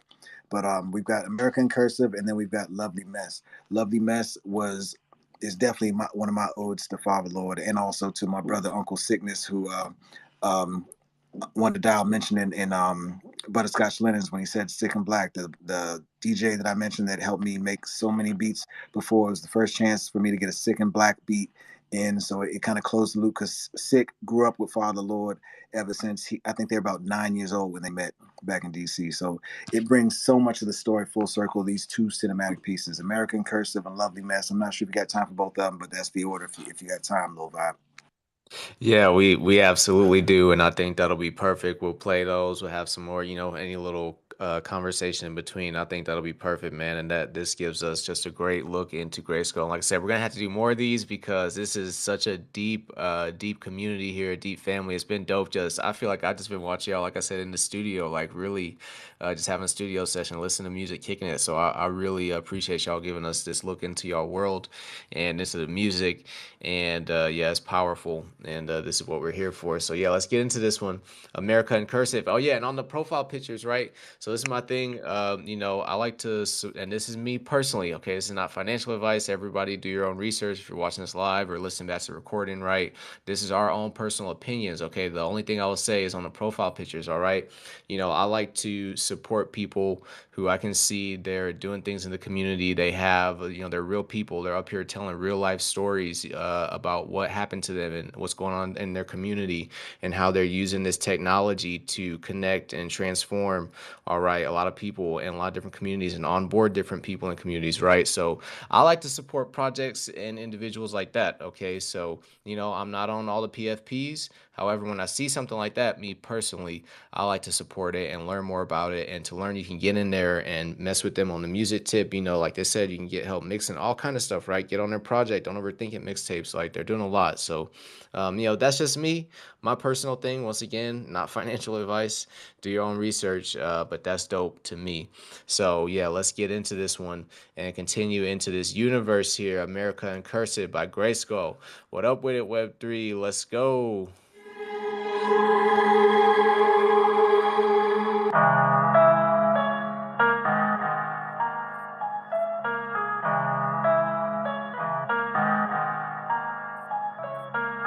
You can do it, that's what they say in America. Your life ain't ruined like the homes in your area. Code for paradise, these bungalows are miniature.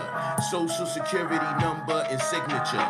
Changing the symbol for integer. Claiming like Columbus, Christopher, Zen Franklin. Make company with pictures. January 6th, I didn't see no triggers being pulled. You thought I was gonna say niggas. Proud boys that damage their livers. Robbing the hood, minus the quivers. Real intimacy is hard to find. The things I find meaningful are hard to rhyme. Approval, encouragement, acknowledgement, removal of government is obvious to me. You can do it, that's what they say in America. Your life ain't ruined like the homes in your area. They pushing demon time, yeah, we clocking them out. They push for levity, we speak, we got in the sound. Choose unity over scrutiny, change conditions by reclaiming the system. We part the mutiny, loud so the sounds forever. We find the sounds of life inside the concrete metals. Focus on the better things and vibrate with fresh petals. Plantain leaf on the lashes from the metal. Help information settle, misinformation got the nation pacing with hot metal. Tampered imagination, they tell us what to dream till we smile in the channel. Cough up a lung where I'm from like Jay-Z with bellow. So I drink Damiana leaf and mix it with fennel.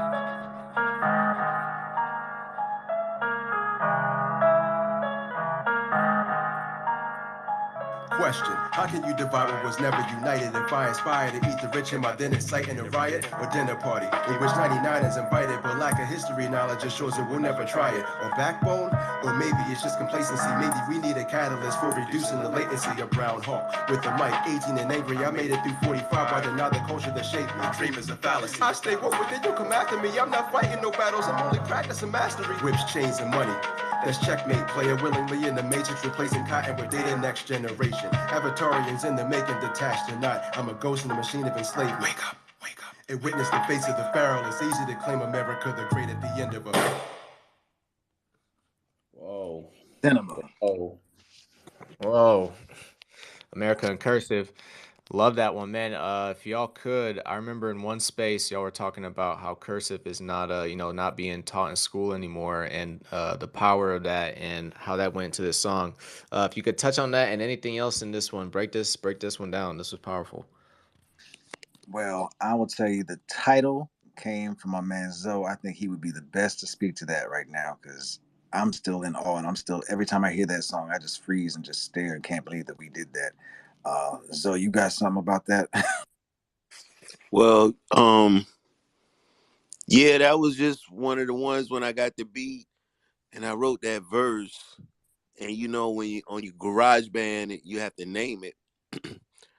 So like that's what came to my mind was America in Cursive, and what it meant to me at the moment was the fact that cursive isn't being taught like it used to be. And if you think about, all your court documents or, those professional type documents, they're kind of like a lot of the times they have cursive. It's in cursive writing. And it just made me feel like cursive is almost a tool to keep you from seeing the letters, from reading clearly. So that's how I was thinking, like just America in cursive, like, it's not plainly written out. It's you're gonna have to look at it a little harder. So that was kind of the thought process at the moment. That's incredible. That's incredible, man. And another piece of the story that's special about this, like I said before, Deshaun was supposed to be on this, and timing just wasn't working out. But the connection with Mizzo was coming up, and Mizzo and I had just gotten in the building. I was like, "Yo, we got this song. I want to put on this. I want to create this tray bag where it was supposed to be American Cursive, the removed, and winners and losing. I was like, there's a little gap on the end of this song. Why don't you just fill up this gap at the end of the song? It was the part before Q's verse came in. He sent that back same day, and I was like, oh shit. Okay, well I guess I can just send the stems over to Q.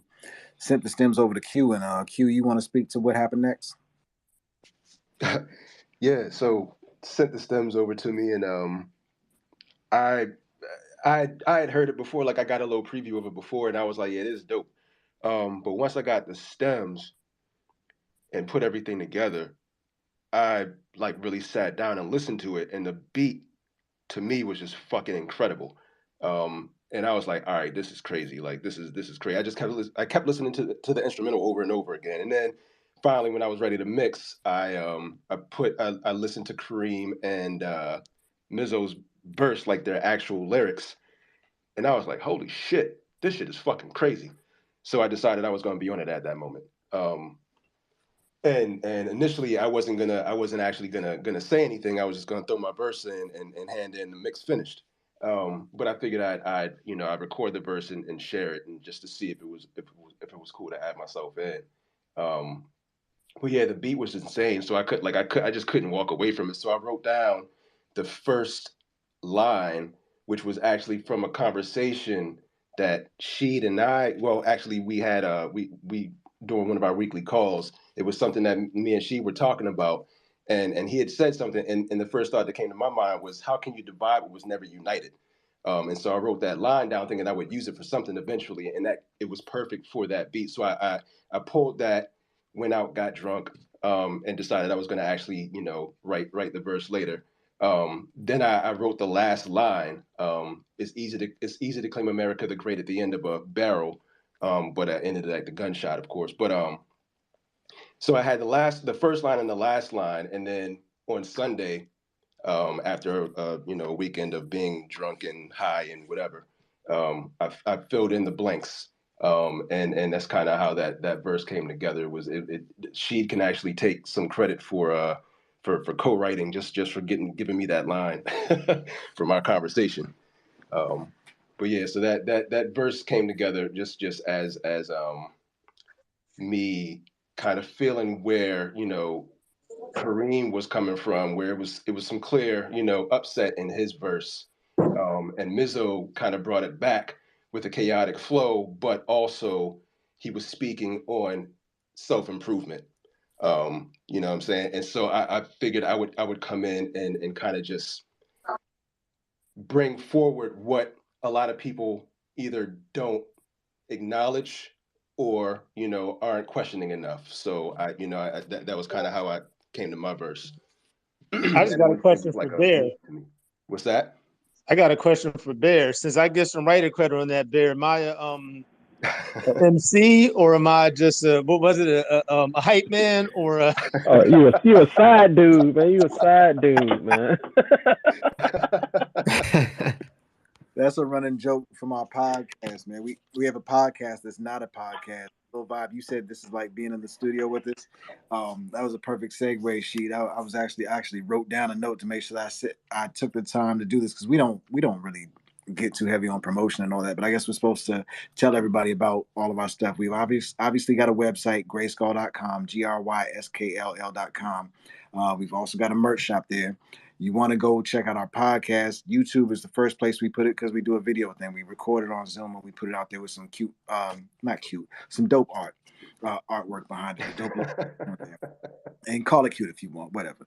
But it's YouTube. Go to youtube.grayskull.com, and that'll take you right to the subscribe button. It'll pop you up a prompt to subscribe. Make sure you do that first and foremost, and watch a couple episodes. And as a matter of fact, you can hear the full breakdown of Q's verse on there. Q broke his verse down line for line, and his breakdown of that verse made that verse one of the most incredible things I've ever heard, because there's so many buried layers to what he did in that verse. I'm still trying to decipher and understand how he did all that, and I'm actually scared to get on a track with him after hearing that. Whatever, man. Whatever. And then, And sorry, go ahead, Shaw. Nah, go ahead, man. I was just thinking also, like, American cursive. When you're talking about cursive, there are like different aspects to the writing process. There are the ideas that underline why you're engaging in that process, and there's how you articulate those ideas.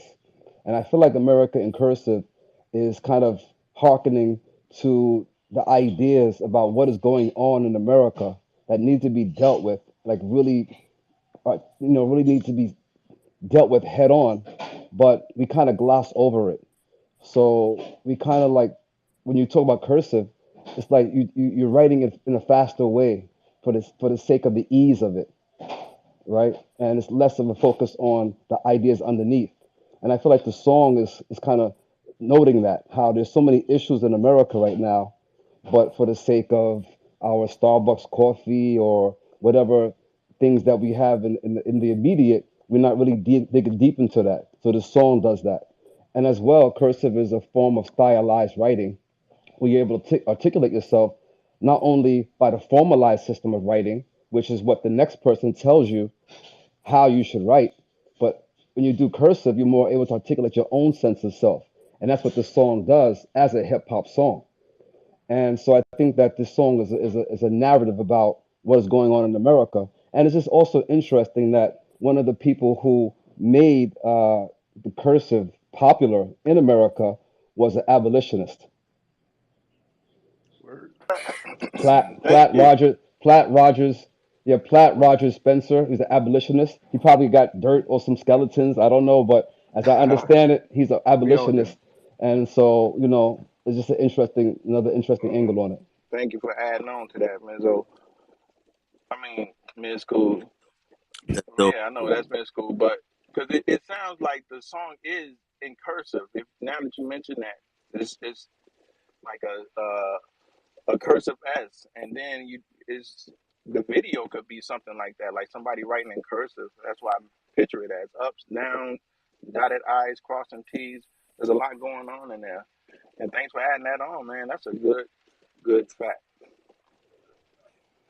Yeah, yeah, absolutely. I really appreciate that because I'm gonna look that up. That's some history that I've been put on to, and just hearing everything and how you tied that together mid school, and cursive. It's just that connected, that connectedness of the words and the letters coming together, and everything that all the history that goes into it. The stuff we like, the stuff we don't like, stuff we know about, and stuff we hadn't heard about like that I just learned right there. So yeah, I appreciate that mid school, and that's a even more powerful track once again hearing it, and I love to hear that y'all are building that on the YouTube channels and the other medias because it's a lot of people that's not here on crypto Twitter. Most of the world is not on crypto Twitter, right? So we definitely need to reach out to that. That's something big we're doing as well. So love to see y'all tapping in there, and that's how we're really gonna impact the world. Is through these other platforms and bringing everybody together.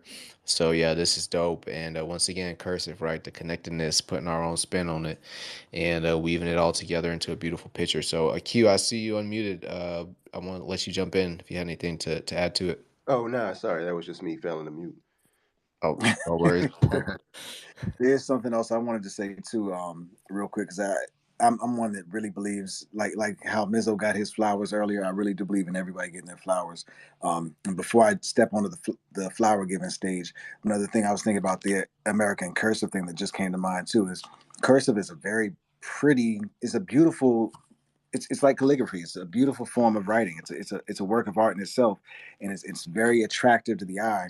And it's kind of like America. It's the illusion in America. America may look pretty and attractive from the outside, but then you get here and you start looking under the hood, and you get to see what America really is. Um, but one other thing I wanted to do to give flowers was Q did the cover art for the version that's on Bandcamp and the version we released as an NFT. But this is the first time we did variant covers. Most of our artwork is done by my fiance, who I run an art community, a resource with called House of Fluid Reflections, where we focus on rehumanizing creators. But Q bringing that artwork, he really kind of helped us kind of pass a torch because Yanni did so much of our artwork at the beginning, and Q kind of with doing the cover art on Bleeding Out and on American Cursive kind of helped her get a break and do her thing and kind of let her kind of let go of the strings of the art world for GRYSKLL so we can kind of get off and fly on our own. And I think we're in beautiful shape moving forward. And I'm excited about what we got to do moving forward. And as a matter of fact, in the same vein of thinking about art, that's what the next song is. Lovely Mess is exactly that. It's a piece of art. It's throwing paint at the wall, being messy with it, but all for the sake of art, strictly for the sake of art. When we put this one out, when we put this one together, my thought was, I just want to do something for my heart, something that just feels good. I don't care if nobody likes this song. It meant something to me, and it was. I was fortunate enough to have Kareem or Zoe set it off, because sometimes I just text him a batch of instrumentals, and I sent him a batch not long after GRYSKLL came together, and he sent me the starting verse for that. And I thought it was so incredible. I was like, oh, we're dropping this as a one-verse song. It was just a matter of when and who was going to mix it. Took a year probably to figure out who was going to mix it. And that's when Q had stepped up for GRYSKLL and started mixing stuff. But Q also, when he heard it, when I let him hear it about it, and correct me if I'm wrong, Q, that's when you heard it, that's when you asked if you could get on it, right? Because I also had plans for another brother, the 10th member, to get on the hydro, but he just couldn't quite get the time in to work so he could get that verse. I was like, all right, well, we're just gonna drop this as a one verse song. But Q, what were you about to say about how you jumped on? I heard it, and it's rare that you hear something and you think nobody would ever rhyme to this shit, and then you hear somebody rhyme to it, and you're like, I have to be on this too. It was just like, it was an off the wall sample loop. It felt random as fuck and beautiful. So I felt like it called to me, and I like to be challenged. So and I felt like that one was a challenge for me to figure out how to rhyme to it, and then also what to say, and the way that Zoe put it together, like it's jazz fusion meets art house poetry meets, I don't even know. Like, it was just it's drugs. I'll take 2 drugs, please. Like, it was one of those joints, and it felt right. So that's pretty much, yeah. Yeah, and the other chaotic thing about it, I mean, when we say Lovely Mess with the title, it's funny because one, Lovely Mess was actually a group name I created for myself, Sick, and a woman who was a poet at the time, and that kind of fell apart with the pandemic. And this track was actually part of 6 beats in a session that I made. The session was called Lovely Mess. This was, I think, sequence 6 or something like that. But when Zoe laid his verse, he said Pitchfork at the end of his verse. And I initially took that as him trying to encourage me to rhyme on it. And I tried writing a rhyme, and I couldn't finish a rhyme to it. So I knew I wasn't going to rhyme on it. Q got on there, and there was still that gap, though. So I was like, shit, what do we do with this gap? And my original thought was to get Sick on it, since Sick is the co-producer to Sick and Black Beat. But I couldn't quite get it to work with Sick. So I was like, okay, Kareem said my name.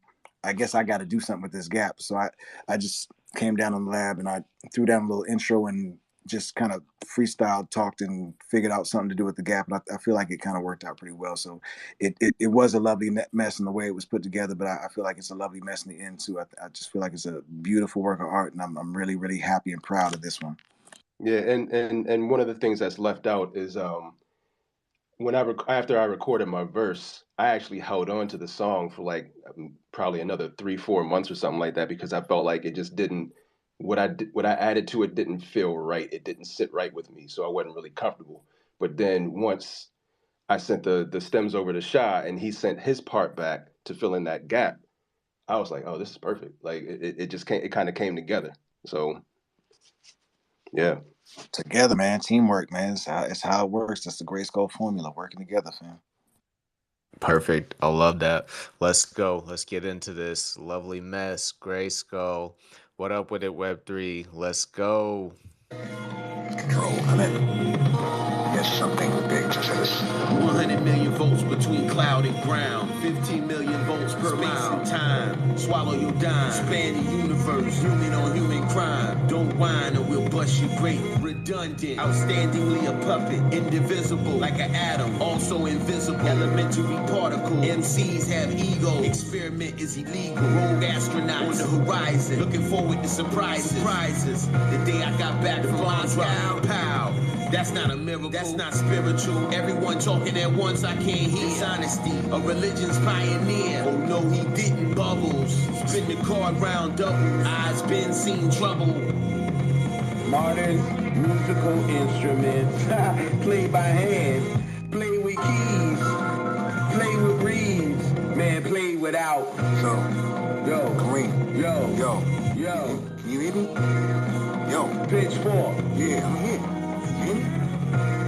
Someone else gonna have to get this, man. God damn it.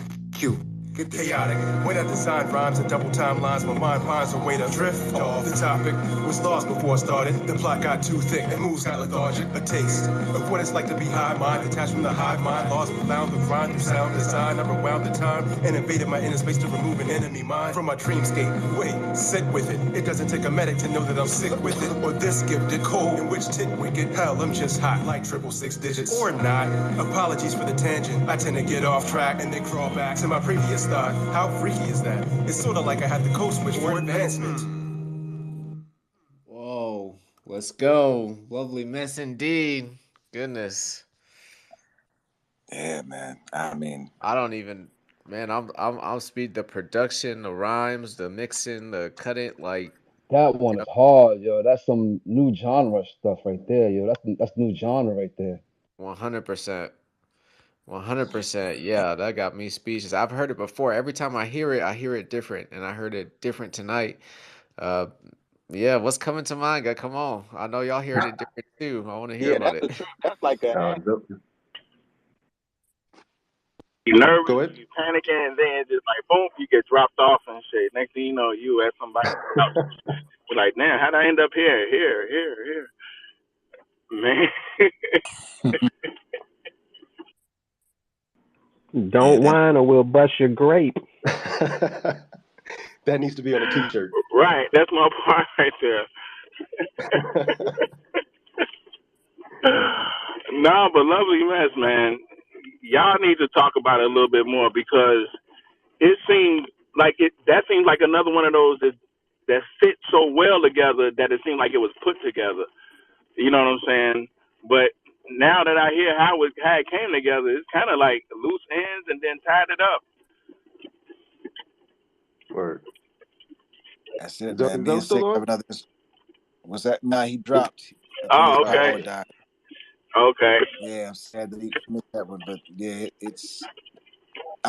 Every time I hear it, I have to sit there and just stare for a minute again because I don't know how it happened. I don't know how it's so fortunate to get MCs that could do something like that to work with. I just feel grateful and fortunate. And again, it's one of those things that make me feel like, damn, am I supposed to be religious?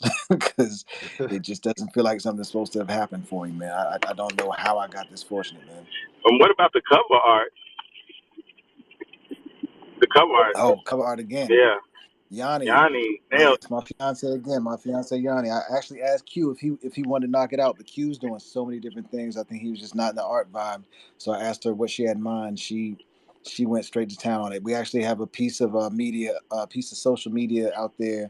I don't know if we put it on YouTube or if we put it on Instagram, but there's a whole breakdown of her talking about her breakdown on the cover art. You'll have to hear her voice speak on that. If you want to hear that, DM me. I'll shoot you a direct link to it, man. It's incredible seeing how she does her art. If you hear her breakdown on any piece of art, there's so much thought that goes into every piece, every art piece, whether it's simplistic or whether it's complex. She has so many different styles of art that she does.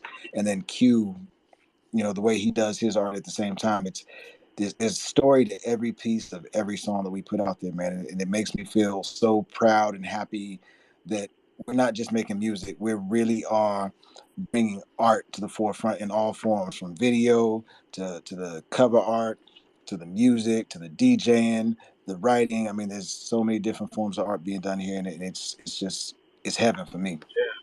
Yes. Yeah, it definitely is, and I can definitely tell, just hearing y'all speak about it and hearing the music and seeing the art and hearing the backgrounds and the stories and just all the love. Like I can definitely tell it's evident this is a powerful group here, and this is a great example of what Web3 and this technology and you can do if you have the good intention and heart and work behind it, like you all have shown and proved that anyone can get to this, like being vulnerable, telling the background sounds and the stories, it lets people know they can do it too. And yeah, just a track like that, Lovely Mess, right? It's kind of like we said, it's a fusion of everything that y'all are doing here, from the audio to the visuals to the community building, the impact, and it's that cursive again. It's just all wound together beautifully. So what's coming up next? What do we need to look into? And what do we got? How do we keep up with GRYSKLL? I know we got the website pinned up, everything pinned up to the top. Like it, retweet it. Okay, go check it out. But yeah, what's next? What can we look forward to? We got a couple of projects in the works right now. We've got the GRYSKLL album. I don't think we're ready to share the name of it, but I think we came up with the title a couple weeks ago. We've got another project coming up with one of the guests that's been on our show, another person we connected with through Instagram, who's an incredible producer, one of my favorite producers on the planet, DJ Imperial. What else we got going on, guys? We're always doing something. I mean, Damon's got a million beats from million different producers. Mid School has got some incredible music on his hard drive ready to get put into the hopper for us to put together. He's actually got a project that he's put together for us, and he's been coordinating for us. It's just a matter of getting the time. Black Mavericks are working on something very special, a super secret project I don't know if I should be speaking on yet. There are a number of things that can't be spoken on, and obviously what we're doing with the Rap Heads community, the Don't Overthink It mixtapes. We're working on Dottie 2, Mizzo and I, first song, ready to rock on there, and momentum is about to pick up on that. What you about to say, D? I was gonna say that that do it. Don't overthink it. It is like what's popping right now, and that part 2 is coming up. But also look for me and Tobias. We're gonna put something together. We got Public Enemy possibly in the works. We also may have Chicago. I got a song to Chicago. That's in the works. CHICAGO, and that's about it. But that's not it. You know what I'm saying? So we all got other things going on. So Smoke Break. Yeah, the podcast. Yeah, I'm just letting that build. Yeah, I got Smoke Break, the podcast popping off. It's kind of like you just smoke a blunt with me. It's not too long. It's not too short, but it's just kind of like short to the break. You know what I'm saying? Share a smoke break with me. I got that going on too. But all this is all fragments of GRYSKLL. I got the courage to do a podcast, like a personal podcast by myself, just based on being able to be vulnerable, like you were saying earlier. So yeah, it's all the momentum and keeping that momentum going. It's uncomfortable. Some things may be uncomfortable. Like Q said, he sat on that for a month because he felt uncomfortable. So even though we feel uncomfortable, we still getting over our whatever our tweaks are, whatever our tweaks are, and just getting everything in the forefront. So you're gonna see more and more of that, and the more and more when we really, really, really get to where we going. When we really, really get to where we going, then you gonna know. Easter egg. Right. Anybody who can guess that gets a free GRYSKLL t-shirt when I can afford it. Yeah. But that's it. But yeah, let that merch keep going, because that's a part of it too. We see GRYSKLL affiliates and people out there supporting, and for them to get a hat, that means that they in that same mind space with us. So yeah, that merch means just more than just trying to sell out or sell it something. So it's really going to keep the website going, to keep production going, to keep people going, So this is a business, so to speak. So yeah, support. Absolutely. We got a couple solo projects that are being worked on, a few solo projects that are actually being worked on too. Mizzo and I are working on something coming up soon. Q and I are supposed to be working on something coming up real soon. Either of you guys want to speak on what you guys got going on? T-Bear, you want to tell them what you got going on? I know Bear spins one. Last year, Bear dropped a mini mix every month. Those are all on the GRYSKLL channel and on his YouTube channel, on his Mixcloud. What else you got, Bear? And play value. Oh hell. Whenever I get back to it, I do replay value, which is just me. I wouldn't quite say review. I don't know. Is Bear speaking? So I can't hear him. Can you hear me? He is. He's speaking shit. I'll give you a heads up as soon as he's done speaking. Then, so see, I don't. All right, Yep. All word. right. Yeah, yeah. Anyway, like I said, if I ever get back to replay value, that's just me. Speaking on albums that just had good replay value. The title speaks for itself, and that was we originally attached it to episodes of our podcast. Like I said, I got mixes all over the damn place. If you go to my profile, hit my link tree, go to the Mixcloud. Like we said, most of them for the past year are the GRYSKLL mini mixes. Then I got stuff when I used to get on Twitch. I got those up. Hell, I just did a house mix Saturday. It's only on YouTube right now, but that's up. Whatever's coming down the pipe, I'm sure somebody gonna tap me for another to put some cuts on something. Um, I don't know if I'm being tapped to mix. Don't Overthink It Volume 2, but if I am, we got that. I did Don't Overthink It Volume 1. I slowed down on doing blends, but I used to post blends every Sunday on the everythings, IG, Facebook, or whatever the hell that you could put a video up on. But yeah, and then every now and then it's just little stuff that hit me, like me cutting up American Cursive. I do a quick video of that, or whatever else come out. It's just when inspiration strikes. Right now I'm kind of on. I don't have a plan, So right now I'm just kind of taking it easy. When stuff hit me, I do it. I'm not committing to anything just yet. But for anybody out there that's listening, if y'all need custom mixes done, holla at your boy. You doing your own thing. You got songs. You need some cuts. Holla at me, man. We work. Right. That's right. This is what we do. We extend our hand and our services. Like Demond always say, y'all need to call on the power of GRYSKLL. We out here. This is what we do. Yes, sir. Yes, sir. Right. Go. Let's go. I love it, man. I love to hear this. This is dope, and this is the power come together. It's a perfect. Yeah. Go ahead, Pitchfork. Oh, nothing. That's all. I was just gonna call up She and let him know after bed. Thank you, Bear. Yeah, yeah. I dipped out and came back in, and I could hear him after that. For some reason, I couldn't hear a couple people speaking. So once I hung up and got back in, I was able to hear him. So, yeah. In the first quarter, solo project produced entirely by Dragon's Pitchfork, titled "The Interlude," should be coming out. But I got another solo project with my man Pandemonium from the UK that should be coming out second quarter. I know I heard you mention earlier, Sha, the Black Mavs joint. So we got a project with Cookbook from LA Symphony, produced entirely by him, coming out. I got a couple joints I did with Mid School.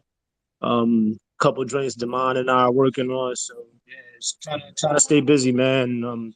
Definitely down to collab. So if anybody wants to work, man, get at us. Let's make something happen. Wait, what? You hear all the secrets come out? Damn, what a list. Yeah, the funny thing is none of that is secrets, yo. None of that Wait is a secrets.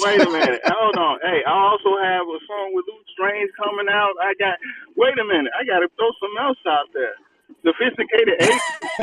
we working on something over here. I got to put something else out here. Go ahead, they got a secret little rivalry right there. Right. Nah. Yeah, I was about to say. Iron sharp as iron, man. Iron sharp as iron. Right, it's all Wait till we do the drink that just us battling for 8 songs, yo. That's gonna be the one. That's gonna be it. That's gonna be the one.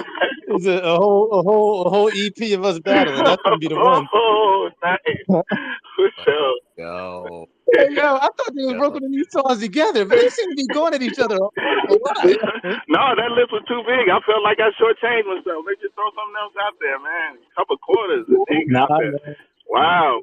Yeah, I was quiet in 2022, man. I didn't do nothing in 2022, so I gotta make up for it. Yeah, they say it's the Jordan year. Put up your numbers. So anybody out there listening, like, this is probably not the year to just sit on stuff. If you get it, you feel it, shoot it out there to us. We'll bounce it back. It's gonna be something. Word. Let's go. Let's go. I know that's right.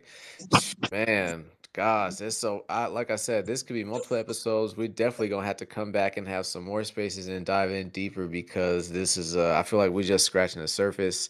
And definitely as we have these drops throughout the year, let's get on, let's talk about them, let's play them, let's get into it. Cause yeah, this I love to see what's happening here. It's a storm brewing, and this has been dope. Man, any closing thoughts? Hey, And yo, if I could, did y'all play butterscotch? Shot. I know I was late as hell. Oh, they had Dead Society Poetry asked for a replay. It got played twice back to back, bro. Okay.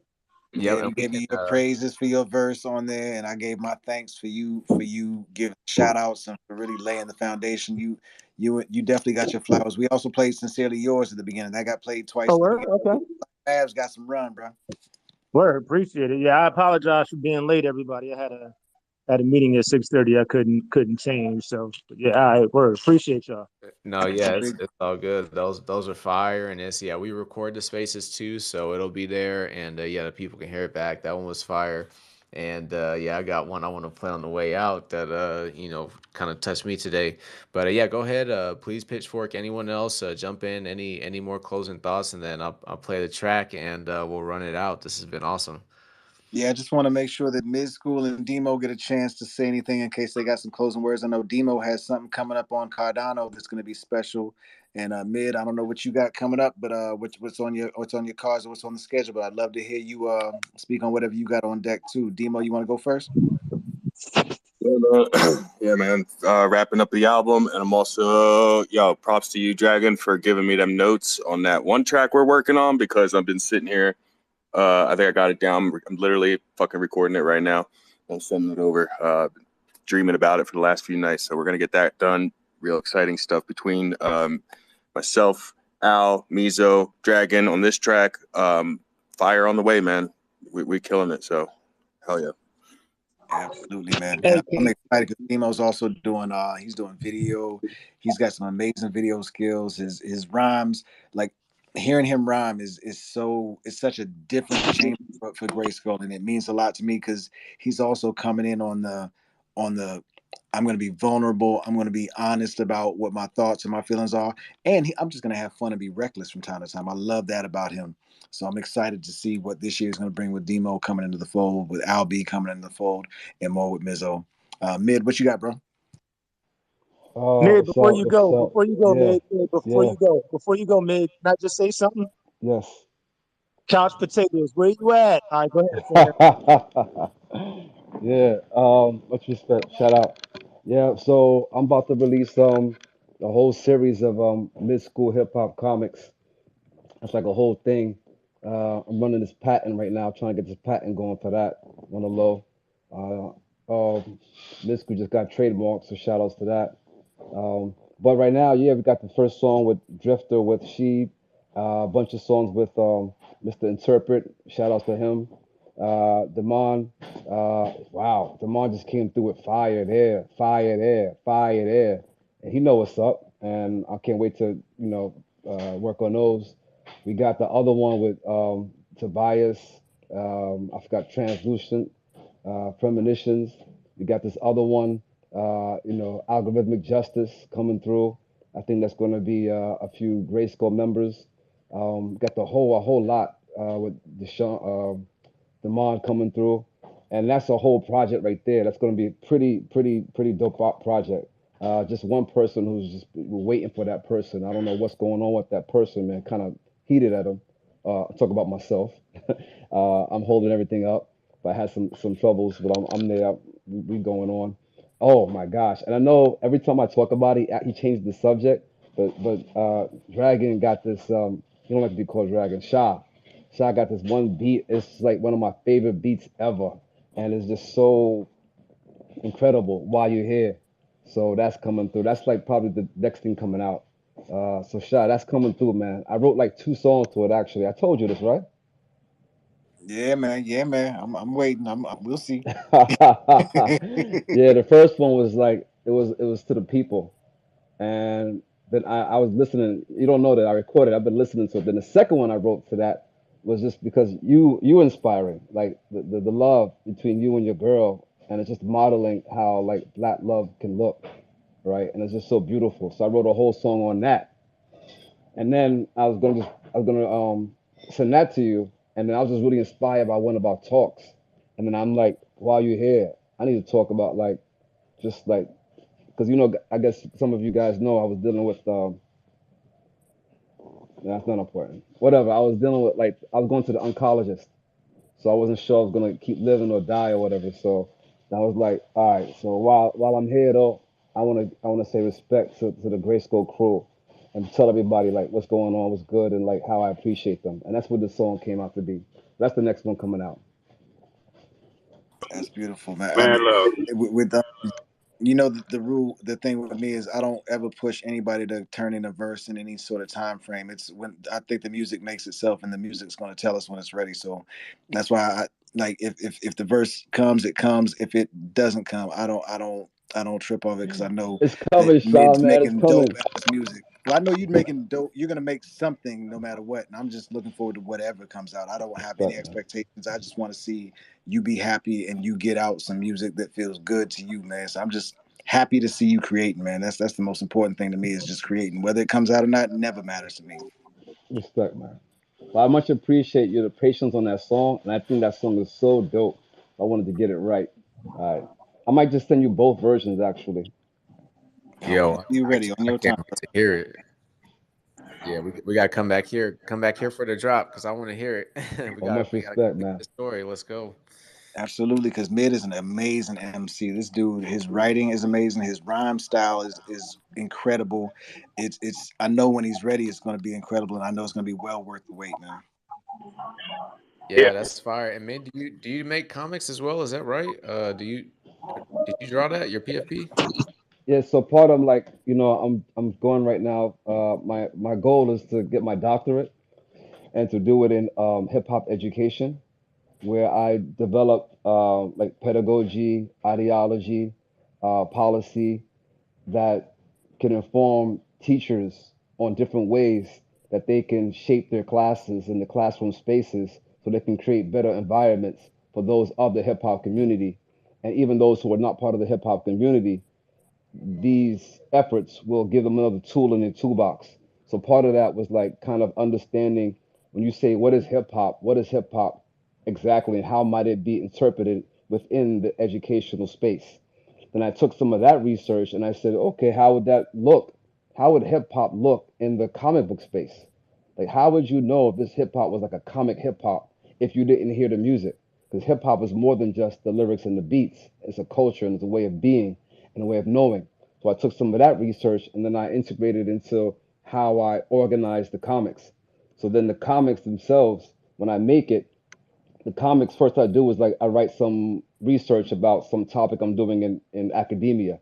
Then I take that topic and then I make a song about it. But I completely make sure that the song is in itself a song. So you wouldn't even know that it was the research. Then I take that and then I make a story from that and I make a comic. So if you ever go to like Mid School Comics on YouTube, I have like 7 subscribers. So I need more subscribers, y'all. Please come through. You can see some of the comics. But yeah, hip hop comics, mid school. Yo, that's dope, and I love that. I think that's brilliant. And yeah, I retweeted that. I'm gonna go ahead and pin up your pin tweet to the top. Looks here from an Instagram reel, and yeah, I can't wait to dive in because yeah, I think that's something dope, especially here in Web3 to have the imagery with the visuals, and yeah, for it to be comics, it makes sense. So I'm definitely gonna be tuning in with you. And yeah, we need to have a with a Web3 space. And we just get on and talk about that. So that's dope. Appreciate you diving into that, man. Pitchfork. Anyone else, man? Final thoughts, last words before we write out. I'm gonna play one of my favorite songs I got played tonight. It was All Fire, but I'm gonna play one that kind of spoke to me, and I'll give the reason why. But any final thoughts before we do that? Yeah. Yes, I do. Sorry. Oh, go ahead, man. Uh, sorry. I want to say I know I said it before, but just like I feel like in life, I haven't been given enough flowers. So again, once again, I'm sorry, little vibe, Little vibe. Yep. little vibe. Okay. Mr. Little Vibes, want to say thanks again for making this space that we can all come here. So I want to just say I appreciate that. And again, I gotta say shout out to Shah for making those spaces and all of the Grayskull crew and everybody in here, and then everybody out there who took their time to come to this space because they love hip hop music. They love having our community be able to talk to each other. We love having our community be able to learn and build for each other so that we can take what we are and keep growing for more. So respect to everybody out there. Thank you, man. And I guess just for closing for me, I want to make sure I state that Grayskull, we're hip hop group therapy. We're here to bridge the gap between distress and support. My personal mission is to improve mental health awareness, communication, education, and resources through the use of healing arts, especially in the hip hop and marginalized communities. I've got a project out there. I could use some support. So if you're into NFTs and Web3, I do have a project out there. I'm not doing too much pushing of it right now because I'm focused on 1,000 other things. But Pitchfork Pieces is my project. You can check it out at Pitchfork, dragonspitchfork.com. You can also go to piece1.dragonspitchfork.com if you want to see the first NFT from the collection on OpenSea. That'll redirect you right there. And yeah, man, we've got a lot of things we want to do. I'm building also follow at HFR Connect and at Grayskull here on Twitter. Go ahead and give us some love here. HFR Connect, that's House of Fluid Reflections. That's myself and my fiance. Our goal is to rehumanize creators by making them feel seen as people and not commodities. Help them remind them that it's you, the artist, that matters, not necessarily the art. The art is just a byproduct of who you are as a person. So don't forget who you are. That's what's most important. And yeah, man, take care of yourselves, man. We love all y'all. Love Grayskull. I'm the most fortunate, grateful man on the planet for having these brothers with me by my side, pushing me, in front of me, around me. It's and again, Lil Vibe, man, you taking the time to give us this space and this opportunity to get together somewhere outside of our normal spaces, our gray space, which is the last thing I got to speak on. It's our space, our safe space in hip hop. We hold this space every Thursday on Zoom. We will stop the recording if you want to talk about something really personal. Q is kind of the lead for Gray Space. He's the one that always makes sure the spot is open up, and this brother makes sure that there's some consistency to the making sure that mental wellness thing is here each and every week. Q, you got anything you want to add on, man? Anything you want to say about Gray Space or anything? I mean, not really. You kind of said it. It's a space to come to. You got some shit on your mind, or you just need to chop it up with some folks. We're here for it. Come on, vent, um, or just come on and have a random ass conversation about whatever's on your mind, or just join in whatever the hell we're talking about. It's kind of anything goes. It's a good way to kind of move into the weekend. It's every Thursday at 7 p.m. Starting at 7 p.m. and kind of goes until motherfuckers stop talking, basically.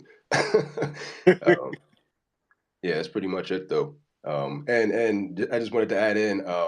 I have committed myself to releasing at least one solo project this year. I've been kind of holding. Yeah, yeah, let's go, let's go. So I'm actually doing. I've been telling the crew like I have no real interest in being a solo artist. But in order for me to fully commit to admitting that I am doing this thing full time like I am, it means that I need to do at least one solo project. So I'm committing myself to doing that, and I've already started writing and recording some stuff. It's just I'll start sharing when I get into a spot where I feel comfortable with it. Oh man. Let's go. Let's go. Hey, I can't wait. I see a lot of we already got about 3, 4 spaces lined up. Let's go. I'm with it. I'm ready to hear it. Let's go. Yeah, we'll also be getting with Six City to do some more drops for some of the individual members of Grade School. Most likely, we're actually talking about possibly taking over a whole month of Epoch drops or taking over a run for a couple weeks of Epoch drops with the crew, just to get everybody onboarded in the Web3 that wants to be onboarded. No pressure, no stress for any of that, but we'd love to get the whole crew to make their own individual introductions to the world of Web3. Anything else, Demo? Was there anything else you had? I feel like there was something else I had to lock in with you. Bear, I see you about to go off mute too. What's up, bro? Kicked out. I was just hopping back in. Well, welcome back. Mm-hmm. Nah, but again, Lil Vibe, thanks for the space. Welcome Demo, back what you got, man? Wait, don't forget that the GOAT, he do that, don't he do a DJ in the metaverse? There we go. That's Oh, that's right. Yeah, Thursdays. What time is it? 4 o'clock Eastern time. That's. I don't know what time that converts to. My brain can't function right now. But yeah, 4 o'clock Eastern time. I do the Diamond Hands set. And more recently, I've been promoting y'all music through that set. So my go-to is the artist link in the Rap Heads Discord. So anything, I usually go through that list and pick out songs and play them off there, man. So if you want your stuff shared, post them in there, tag me, whatever. I'm happy to share everybody's music. So let's get it. That's it. That's what's up. And he mentioned the other thing I was trying to remember. That's why I was freezing up a second ago. Again, Rap Heads, Q1 Mint coming on the way. Jump on that project. King Mizzo put together a beautiful community. Jump on that Discord. You may be able to jump on the GRYSKLL Discord after that, but the GRYSKLL Discord, we kind of gatekeep that, to be honest, because we want to make sure that everybody that comes there is coming there with the right mindset and not to create a disturbance amongst our people, because it's all about love and peace in that space, and make sure that we maintain true love for hip hop culture in that environment. This is not going to be a shill spot. This is not going to be a flip spot for anything. This is just a spot for brothers to come and connect on some straight up music shit and on some straight up man shit or woman stuff if we get enough women coming through there too. And dealing with me and T-Bear's fuckery on there. The fuckery. We the villains. Perfect. Love it, man. This has been awesome. It's been an honor just having you, man, getting this inside look, to be honest. Yo, Black Mav, you about to jump in? Nah, I must have hit that by accident. I apologize. All good, all good. Hey, this is the beauty of this Twitter Spaces, man. This is live, this is real. So this is an interaction like no other. And tonight's been an interaction like no other. It's been a space like no other, a journey, a discussion like no other, with a lot of brilliant minds here in this group, in this collective, in this family, as we could see. And I just love, like I said, getting this inside look. I feel like we in the studio. So this is the first of many more. I know this is only the beginning. And I'm tapped in with everything y'all got going on. Gonna tune into the spaces and everything as usual. Let's get some more of these going. I want to keep hearing about what y'all are doing. Let's keep this discussion going. And yeah, with these What Up With It Web3s, we got them pinned up to the top. And go listen back to this one, the one we did with Mizzo as well, extended family of GRYSKLL. And yeah, this has been awesome. It's been an honor. So once again, appreciate y'all coming here, filling up this space. All the likes, all the retweets. If you're listening back, we got all this stuff pinned up to the top. Like, retweet, follow GRYSKLL. All right. And do the same for us at Web3 Studios. That's how you really help us, is following us across the different platforms, liking our stuff, connecting. It goes a long way. So we're going to ride out with one that caught my eye and my ear from the group tonight, out of all of them, which all of them are phenomenal. All the songs played tonight are phenomenal. But I have a book sitting on my desk by Ed Milet Jr., one of my favorite motivational speakers. And the book is The Power of One More. And so it was a track played tonight, and it was One More that Pitchfork sent to me from Damon Deshawn. So we're going to ride out with that. What up with it, Web3's Little Vibe here at Web3 Studios. It's been an honor to have GRYSKLL tonight. Riding out with One More. Been nice rocking with you one more time. What up with it, Web3? All right, y'all know what it is. Damon Deshawn, cookbook. Gonna do it one more time. One more spin around the block. Yeah. GRYSKLL.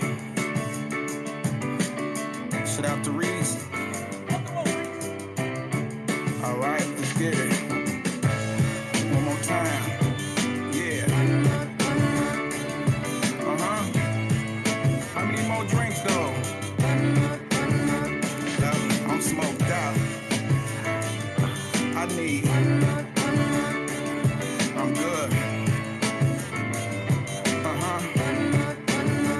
See, I got.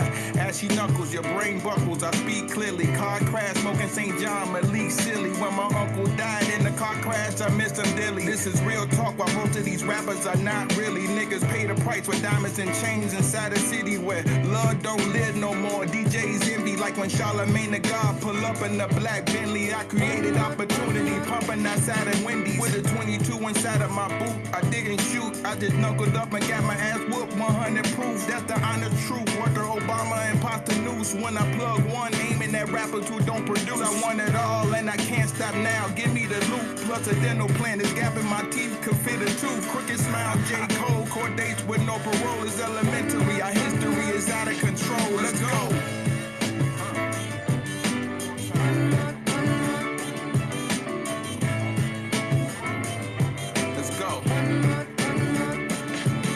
Put your words up. Let's go.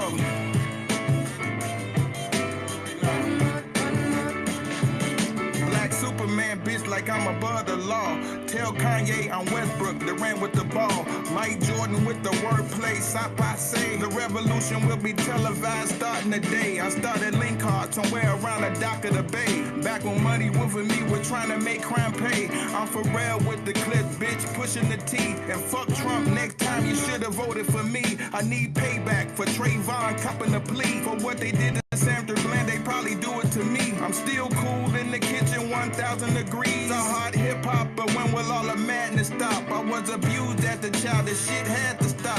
I hung around drug dealers, so I had to shop. Like a kid inside a candy store, waving the Glock. I want it all right now before somebody get popped. Let's go.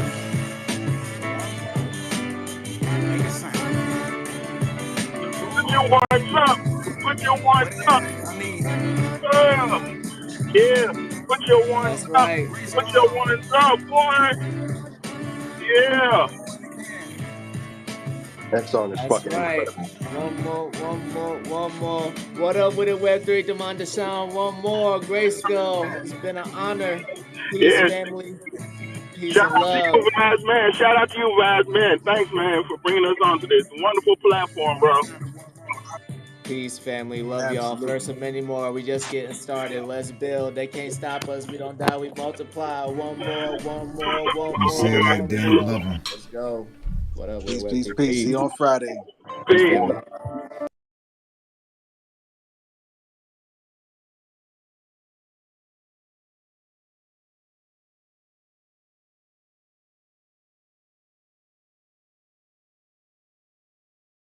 Yeah, I'm gonna say it like Danny Glover, man. Too old for this shit. I'm just kidding. I'm appreciative. If anybody's paying attention, anybody still sticking around, thank you for sticking around. It means the world to me. I'm a fortunate man, and I'm grateful. Can't thank the world enough. Can't thank the universe enough, man. Y'all have a good night. Peace.